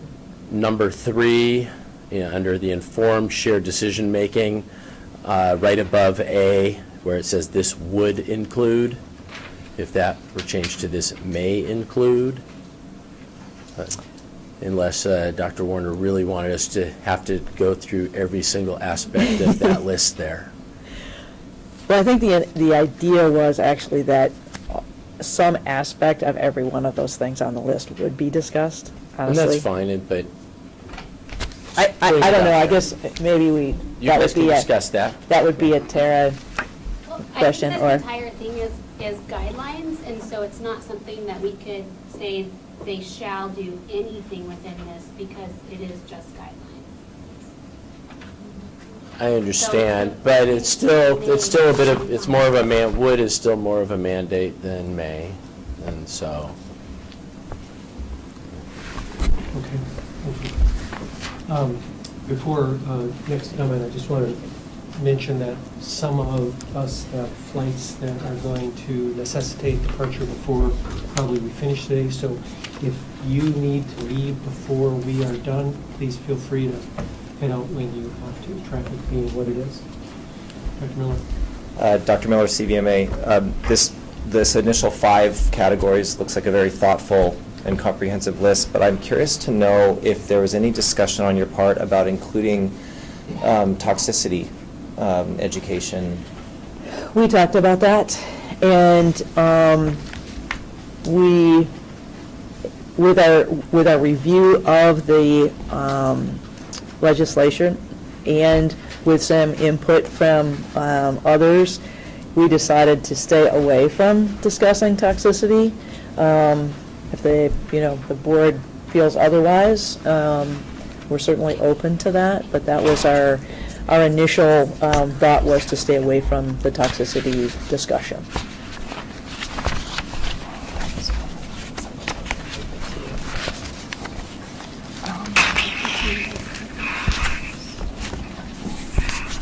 If the red light is on, are we on? You're good. Thank you very much. I'm Susan Tibbin. Good afternoon. I'm a retired instructor and scientific illustrator for the California Academy of Sciences, as well as City College. And I thank you very much for clarifying for us the parameters. So if we look at the guidelines, which are extremely well written, but distressing in that they seem to go for the lowest common denominator. And the reality in California right now, and it's been the reality for quite some time since medical was approved in California, well over a decade ago, is we have thousands and thousands of pet owners getting their information from bud tenders. And yet, I see here that the well-being of the pet depends on the collaboration, et cetera, et cetera. None of us would go to an oncologist who was ill-informed about current cutting-edge protocols. And yet, the tenor of these guidelines, unfortunately, is that the veterinarian should be consulted. We want to be consulting our veterinarians, and yet she may not have any knowledge at all about cannabis. And that is borne out in the supporting abstracts in number 7. There are many, many misconceptions, and there are a number of things which are flat out untrue. We're looking, if I can just extrapolate, that cannabis is a Class 1 DEA drug that has no medical benefits whatsoever and is absolutely prohibited. And yet, in 2017, the FDA did approve a cannabis-based medicine for pediatric seizures, and it's currently being used at UC Parnassus. So our concern is that while we understand the parameters of the committee, we're concerned about the general tenor of these guidelines. Again, they seem to go to the lowest common denominator rather than the highest, so to speak. You know, California is really on the cutting edge. Our veterinarians, our pet owners, we're on the cutting edge of effective use of cannabis medicine. And the number of PubMed abstracts available probably approach the thousands, primarily from Israel, Western Europe, primarily Spain, and the Nordic countries. And I would hope in some way that we can underscore the need for robust clinical education, because without it, people are going to keep going to their bud tenders, and that's why we have the problem with chocolate, because edibles are popular and they're easy for the layperson. So I would recommend, as you pointed out to us, what can we do about these guidelines? We understand that more robust continuing education may not be able to be recommended specifically, but perhaps we can change the language slightly to indicate that there's a lot of good information out there, and there are indeed other race-approved continuing educations, which I think would benefit veterinarians and their patients much, much more than the one that's mentioned here, which frankly is not exactly state-of-the-art. So thank you very much. Thank you for your comment.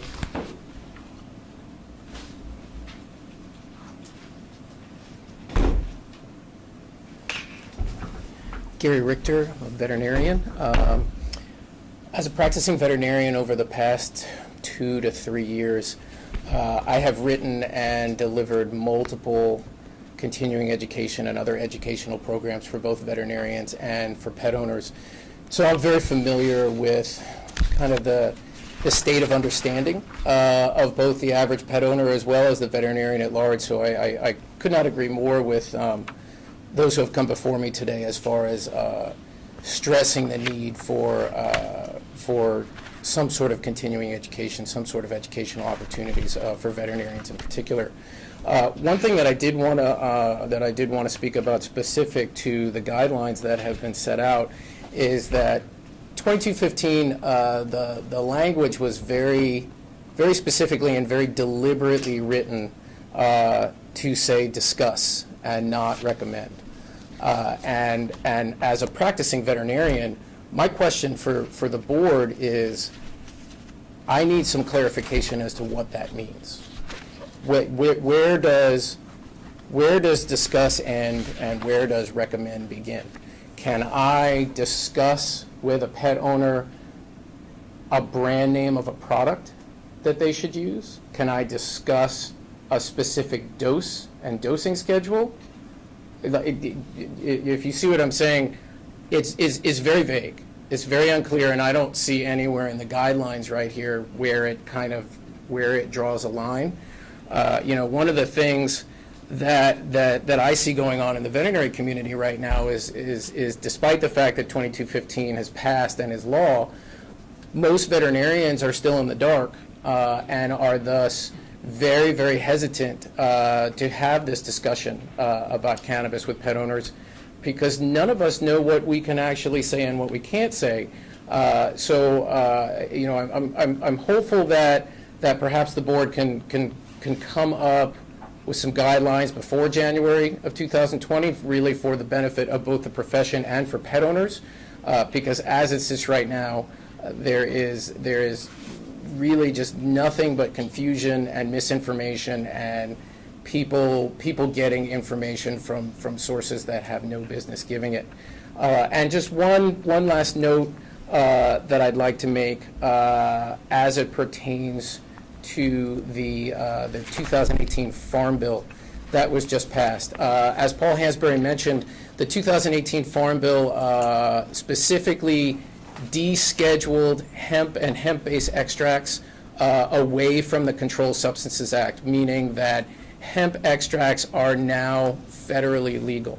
CBD is still going to be regulated by FDA as a drug, meaning that if a company puts CBD on their labeling, then they better be prepared to work with FDA as far as meeting prescription drug requirements. But for other products that are just advertising hemp extract or similar verbiage, those products are 100% federally legal, and it is important that the Veterinary Medical Board let the veterinary profession know this, because my understanding from several people who have called the board in the past several weeks have been told that hemp-based products are illegal in California.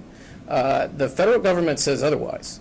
So, and again, in the sense of allowing clarification for the profession to know what can we recommend, What can we discuss? What can we carry in our offices and sell to clients?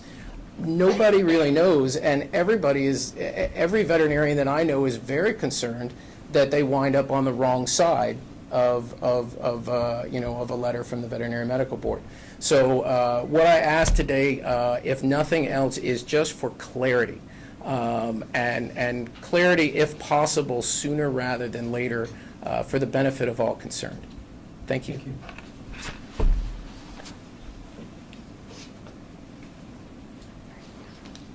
Hello, I'm Dr. Hazza. I'm a veterinary oncologist, board-certified veterinary oncologist that practice integrative oncology in Los Angeles.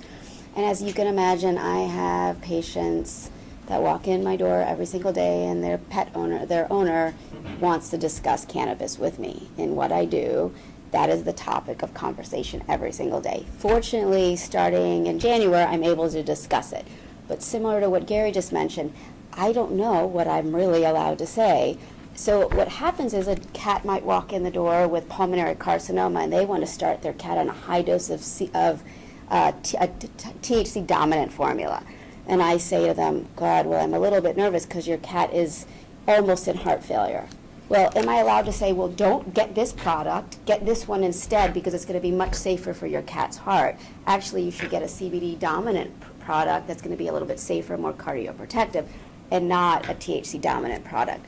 And so they come in literally, and this is LA, so they come in with like 10 different products, and they're like, I have all these. The bud tender down the street told me to get all of these. And I'm like, oh my God, don't start that. Like, I'm so worried for your cat's health. And so am I allowed to say, no, don't start this one, but start this one? And then the next question is, well, what dose can I use? And so similar to Gary, I've done a lot of discussion with vets in the area. I've done some actually race-approved CE lectures in LA on cannabis for the local veterinarians. I go to hospitals and lecture to veterinarians about the safety of cannabis and that it's so important to start very low, and the difference between using high THC products versus lower THC products, and the difference between hemp and cannabis or marijuana products. And so this is what I'm dealing with every single day, and the last thing I want is to feel like the board isn't behind me and supporting when I'm trying to help patients and making sure that they're getting products that are safe for them. And I've literally had clients that walk in and they've put their animals on this Rick Simpson oil that literally just comes in a tube, and it looks like, it's very, very dark, and they're dosing their pets as like a half a grain of rice. What does that mean to any of us? How many milligrams is that for their pet? And a dog goes into heart failure, and I have no idea if it caused tachycardia and caused the dog to go into heart failure. So I want to be able to know exactly what Gary's mentioning is guidelines. What can I really say? Do I have the right? Do I have the backing of the board to be able to say, I need to be able to recommend this product versus that? And again, I get a variety of products. So I'm looking at the back of the bottles with these clients, and I'm trying to figure out what the dosing is for their particular pet. And so is that something that I feel like the board can support me in doing? And I don't ever want to think I'm going to get a letter saying you shouldn't do that, when I'm just literally doing what I took an oath to do, which is protect my patients. In the discussion of product, I think in the guidelines, being able to put in place a legal category for animal cannabis products. So they're not again going to the dispensary and picking up these human recreational products and just literally just starting their pet on higher doses of THC, and we know the toxicity that can occur with very high doses.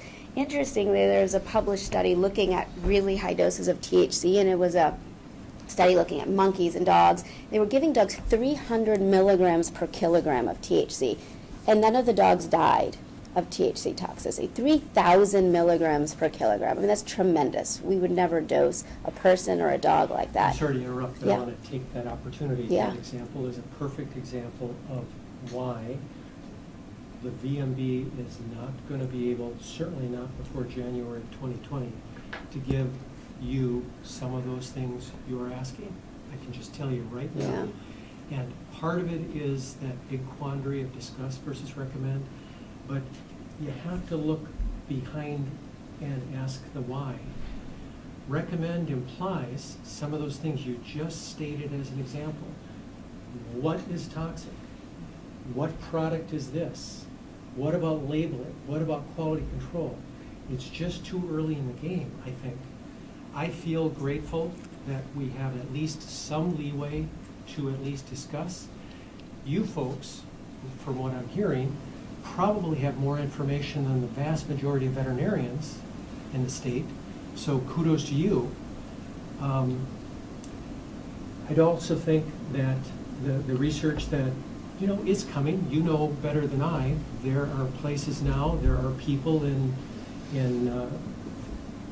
I know Colorado. Cornell as well. Cornell. Yeah. They've been given license. They got the product, they've got funding. It's going to happen. So it's not a if, but when. So in the meantime, I would just take also slight issue with what Dr. Richter mentioned with regard to no clear guidance. The legislation states specifically we can't have a financial interest in. We can't sell the product. Right. We can't recommend something that our spouses are involved with, That part is pretty clear. Beyond that, I think it's a work in progress. I appreciate the input. This isn't the final deal, but as Dr. Warner mentioned, we can't wait on these recommendations until November because it's going to take some while for it to get from the MDC to the VMB to legal counsel and then onto the website. And our options were to either make guidelines, literally something along this line, or regulation. And it was a slam dunk to pick guidelines because of the process involved, the more extended process involved in getting regulations. When you mentioned the accepting or soliciting offerings or remuneration, in B it says discussing medical cannabis with a client when employed or having an agreement with a cannabis company, right? So when I think about what if a cannabis company said, hey, you guys are really educated in this field. You also know more about the anatomy and the physiology of the species. So why wouldn't we be part of formulation and, for instance, terpene addition? So when companies are adding in terpenes, large amounts, those are essential oils. And in cats, certain essential oils can be very toxic. We, as veterinarians, understand that. So I would recommend to take that out and say, sure, certainly if you want to say veterinarians can't make money off products, whatever it may be, but we should be part of making safe products for animals. It's some random person that doesn't understand the species to make these products with high levels of terpenes that we get to be in charge of saying every batch should be properly tested for heavy metals and pesticides because the ranges of pesticide exposure could be very different from a human to a dog or a cat. And so we can be involved in that and say, look, the guidelines are set where every batch must be tested. They must be under this exact number. Terpene addition can only be at a certain percent. So we are helping make safe products. And it's not just a random someone that doesn't have the understanding of the species to make those products. I totally agree with that, but the point is, your issue is with legislation AB 2215 passed the legislature, given to the VMB. We don't get to tell the legislature, no, we want to change that little item. We have to work with what we've got. This is what we've got. So for the moment, there won't be veterinary financial relationships. Oh, yeah. There just won't be.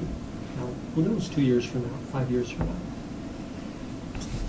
And again, just I, of course, agree with the whole continuing education, but, I do. I think that vets should have to undergo some basic continuing education if they're going to sit in a room with a client and have a discussion about all the issues that have to do with cannabis, safety, efficacy, all of the above. Thank you. Thank you, Russ. Other comments, committee or public? Dr. Waterhouse. I think if you guys want to do the most effective thing, lobby the legislature for research funding. That's what we have been doing. So that's what we need is research funding. UC Davis has done some preliminary work. They're willing to do the research if we can get the funding. As far as the guidelines, I have the one sentence under the preamble I have a little problem with, the one that starts, Thus is in the best interest, so it goes on to say, thus is in the best interest of animals if this use is initiated only after discussion with a veterinary professional. To me, that sounds like recommendation. I would eliminate that sentence. Why? It says discussion. If its use is initiated. So if I, as a veterinarian, say, Could I have you come to the Yeah. microphone, please? excuse me, Gary Richter. So if I, as a veterinarian, am talking with somebody who has a pet with cancer or arthritis, and part of my discussion is saying, hey, I think cannabis could benefit your pet for pain. That's pretty much what that just says. So I hope you're not going to tell me that crosses a line into recommendation. Because if it does, then what is it okay for me to say? Because that's about as vague as it comes. And still be able to say cannabis in an exam room and not have the board come knock on my door. To me, that sounds like a recommendation. Then can you give me a little guidance on what isn't a recommendation? Like what is an example of discussion? That's what we're here for, but I'm just saying, in my opinion, that sounds like a recommendation. I understand, and I respect that. And again, I'm just as a practitioner, I'm trying to figure out what is safe ground for me, because nobody seems to be able to say. I think part of the problem is that the legislation itself was not well thought out. And we had many conversations with the author's office trying to get more clarity with the language, and this is what they went with. So there's discussion. If it looks like a recommendation and it's basically going to be based upon what the client perceives from the conversation, if the client walks away thinking that you just recommended a particular cannabis product or just the use of it with particular dosage, that's what they're going to take away with, potentially complain to the board about recommending the use of something. So we're doing the best we can with guidelines. I understand. And we don't quite understand all the ramifications of the discussion either. Right. So this is what we have. This is what we got stuck with doing. And not to mention that when we're talking about products in particular and whether or not they're safe for the animals, where's the regulation of the products? Because we don't do that. Well, in the original version of 2215 was language to make an animal-specific product that was removed. I know. From the legislation. It wasn't removed. So, yeah. I know, and but the discussion was, But and let the board back us up. Like, if an owner said to you guys, they recommended X, Y, and Z, and you spoke to us, and I said, I just went over the dosing to make sure it was safe. We just want to know that the board is supporting us, making sure that we're coming from a good place, right?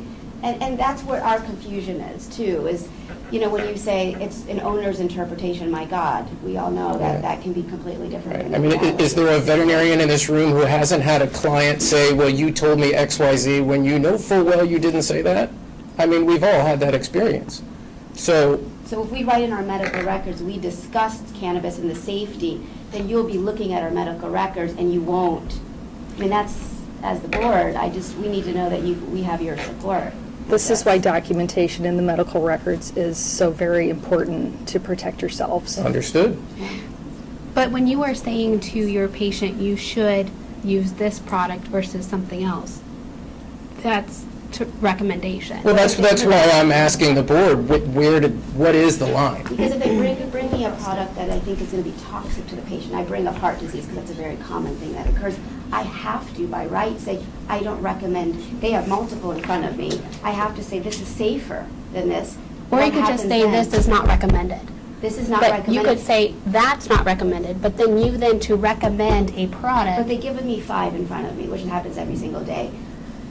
Doctor, you're the oncologist, you're the integrative oncologist, which one do you recommend? I can't recommend any of them. I can just tell you. I don't recommend this. Yeah, Right. thanks for, I don't recommend. I don't recommend any of them. Then the animal is suffering. So then you can go back to the author's office and try to fix that issue. But right now, this board is charged with coming up with guidelines to discuss and not recommend.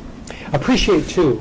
I mean, we all have our own experience and point of view and background. you folks clearly have more information, as I mentioned earlier, than, 15,000 other veterinarians in California. So your perspective is different than the average kindergarten level understanding of the product. So to a degree, the guidelines have to cover everybody. And I think what both Tara and Dr. Waterhouse just made mention in relation to your remark about comparing the 5 products and your medical records. Your medical records will save you, or lack thereof will sink you across the board, no matter whether we're talking about marijuana or not, cannabis or not. But that really will be important. Understood.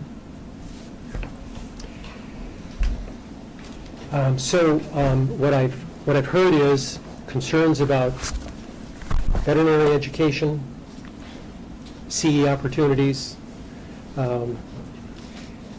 product safety, a lot of things that we aren't going to have purview over, but I'm sure you appreciate where we're coming from.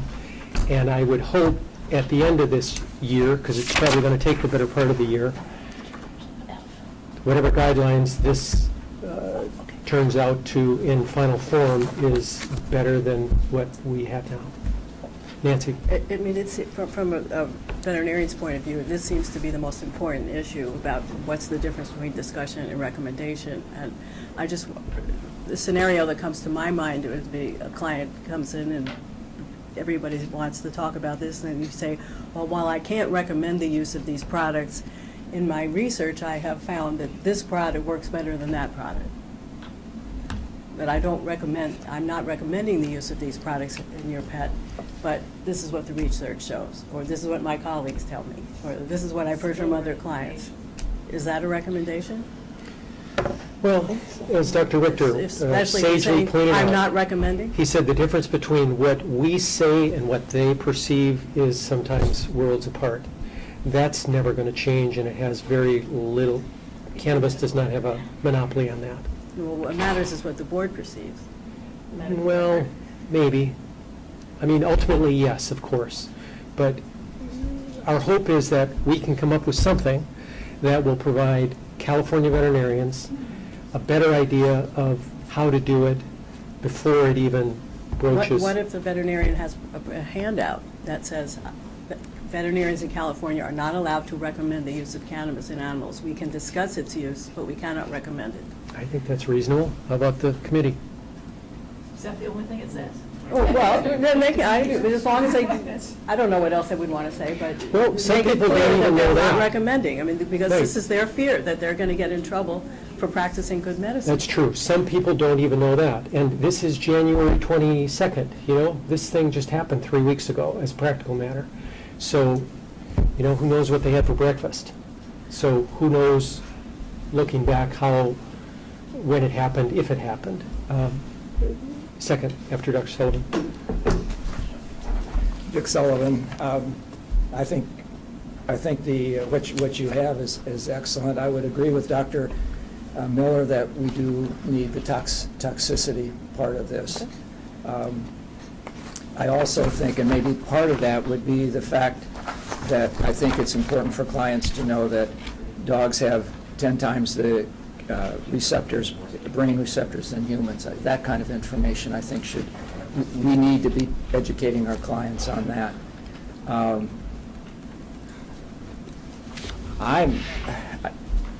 I'm very concerned with the products that are out there and what they have or don't have.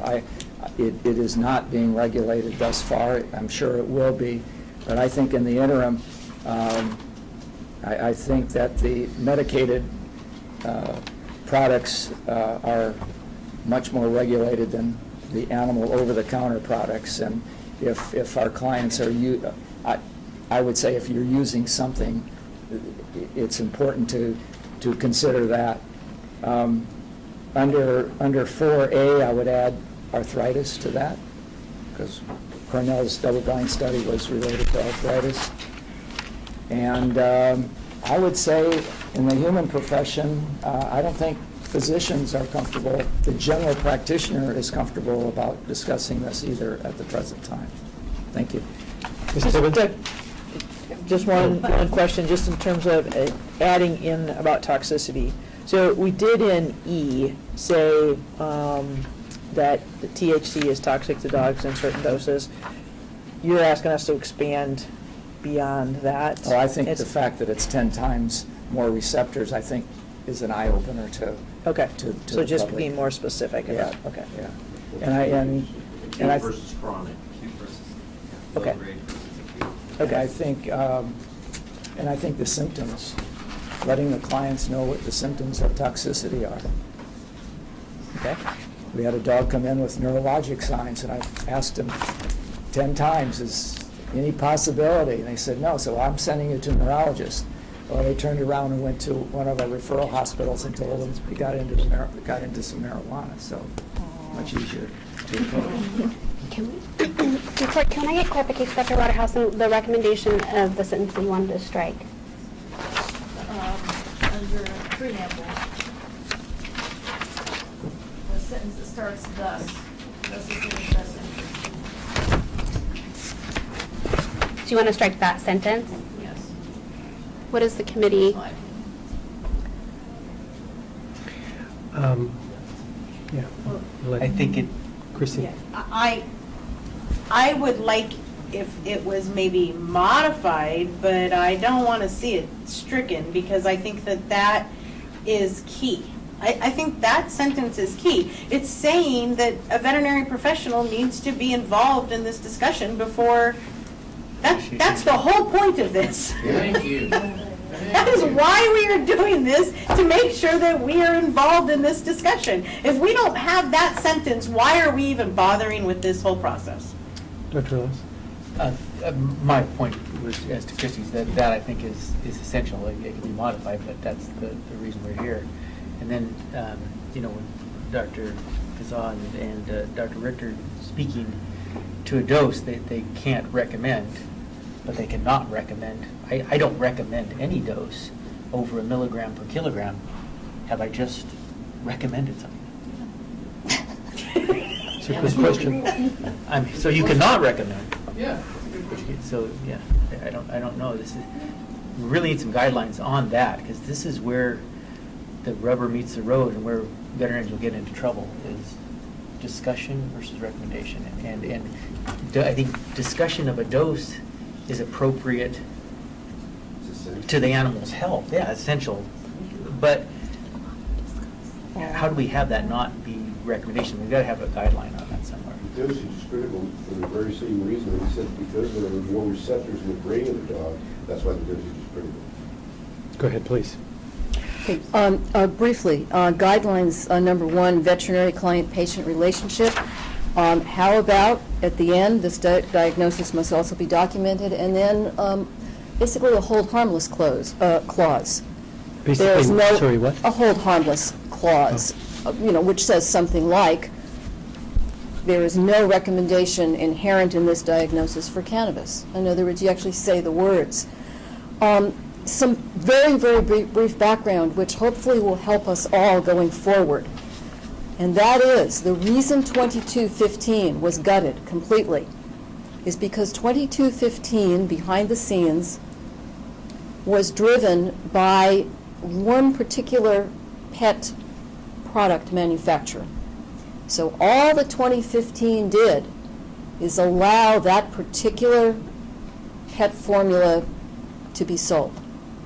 In other words, there was nothing in 2215 finally that looked to the health of animals, to the well-being of animals, or to the betterment of the veterinary profession. And you're all pretty savvy, you may already know that, but that's what happened with 2215, and that's why it's worthless. So because there are so many things being given to patients, to caregivers in dispensaries for their animals, as Paul said, dosage and ratio is absolutely critical. So that absolutely should be part of the discussion, followed by a written hold harmless, so that if those records are subpoenaed, it's all in writing. Thank you. Thank you.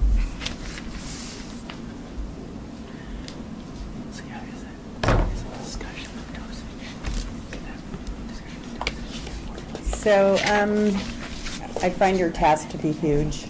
I was involved in many, many conversations on AB 2215, and we would have liked recommendation to be in there. As you know, it was taken out, and one of our main concerns obviously was where does discussion begin and end, and that's your dilemma. I really agree with Dr. Lazarsheff. I think somewhere in here you need to be telling veterinarians what they can't do.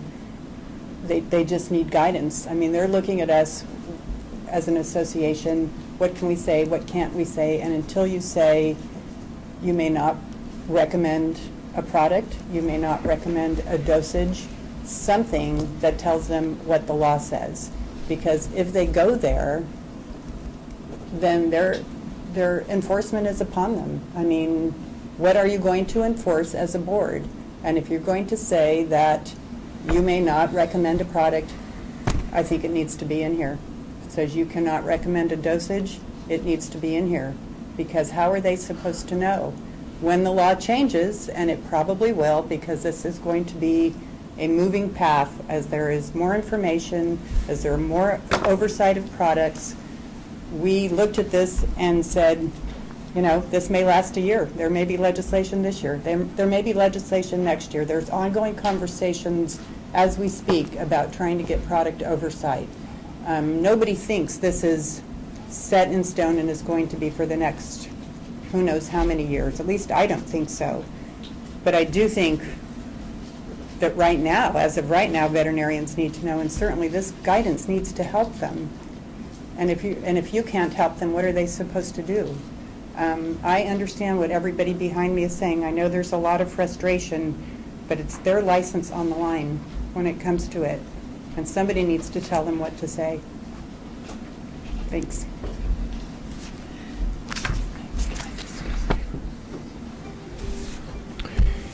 Any other committee comments? Jennifer? Just muddy up the waters even more. The sentence that Dr. Waterhouse mentioned, thus it is in the best interest, how do we feel about clarifying veterinary professional and saying veterinarian? Because I'm a veterinary professional and I have no business discussing cannabis use with clients. Or I have an alternate suggestion, if that's okay. How about if it says that this is in the best interest of the animals if this discussion is with a veterinary professional and not a bud tenderer.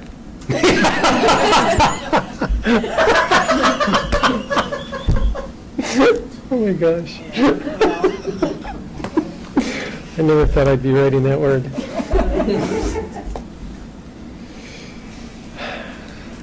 Something along that line. Something along those lines, yeah. Okay, did I miss anybody? Thank you all for attending. That was very helpful. Very helpful. Thank you. Your turn. Questions, comments? Got nothing. Okay. Let us then, how do we decide, Dr. Warner, please weigh in, that subcommittee will take these discussions and recommendations and go back to the drawing board? We will. We And will then do that. we'll bring it to April, I believe, next, yes, April.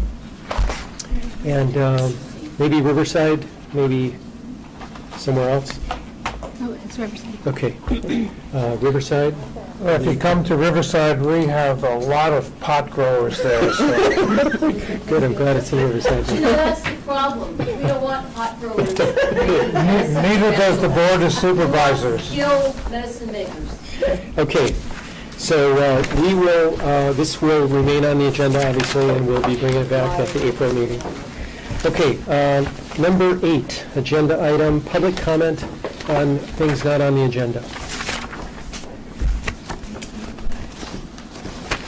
Okay. Agenda item 9, future items and meeting dates. Next meeting, April 16, Riverside Inn? Mission Inn. Mission Inn, sorry, in Riverside. So it is updated on our website, and our website has been revised, largely due to Amanda doing a lot of the work. So if you haven't seen it yet, it looks amazing. So thank you, Amanda, for doing that. Yeah, it does look good. Yeah, I agree. I really do.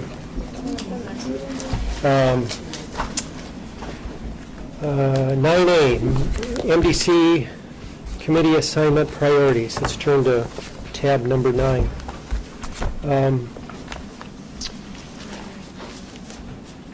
Item number 1 is the complaint process audit enforcement. We have typically done reviews about twice a year, so until directed otherwise, that'll be the tentative plan, probably sometime this summer, and the board can direct us accordingly.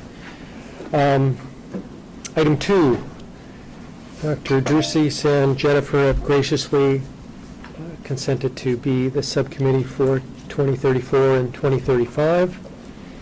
And thank you all, seriously, for the work on the remainder of the shelter standard work. Item 3, pet ambulance and their relation. I will defer to the Veterinary Medical Board after tomorrow's report and see where we're going with this. In cannabis, we discussed. Anything else on our agenda? Okay. Thank you all for coming.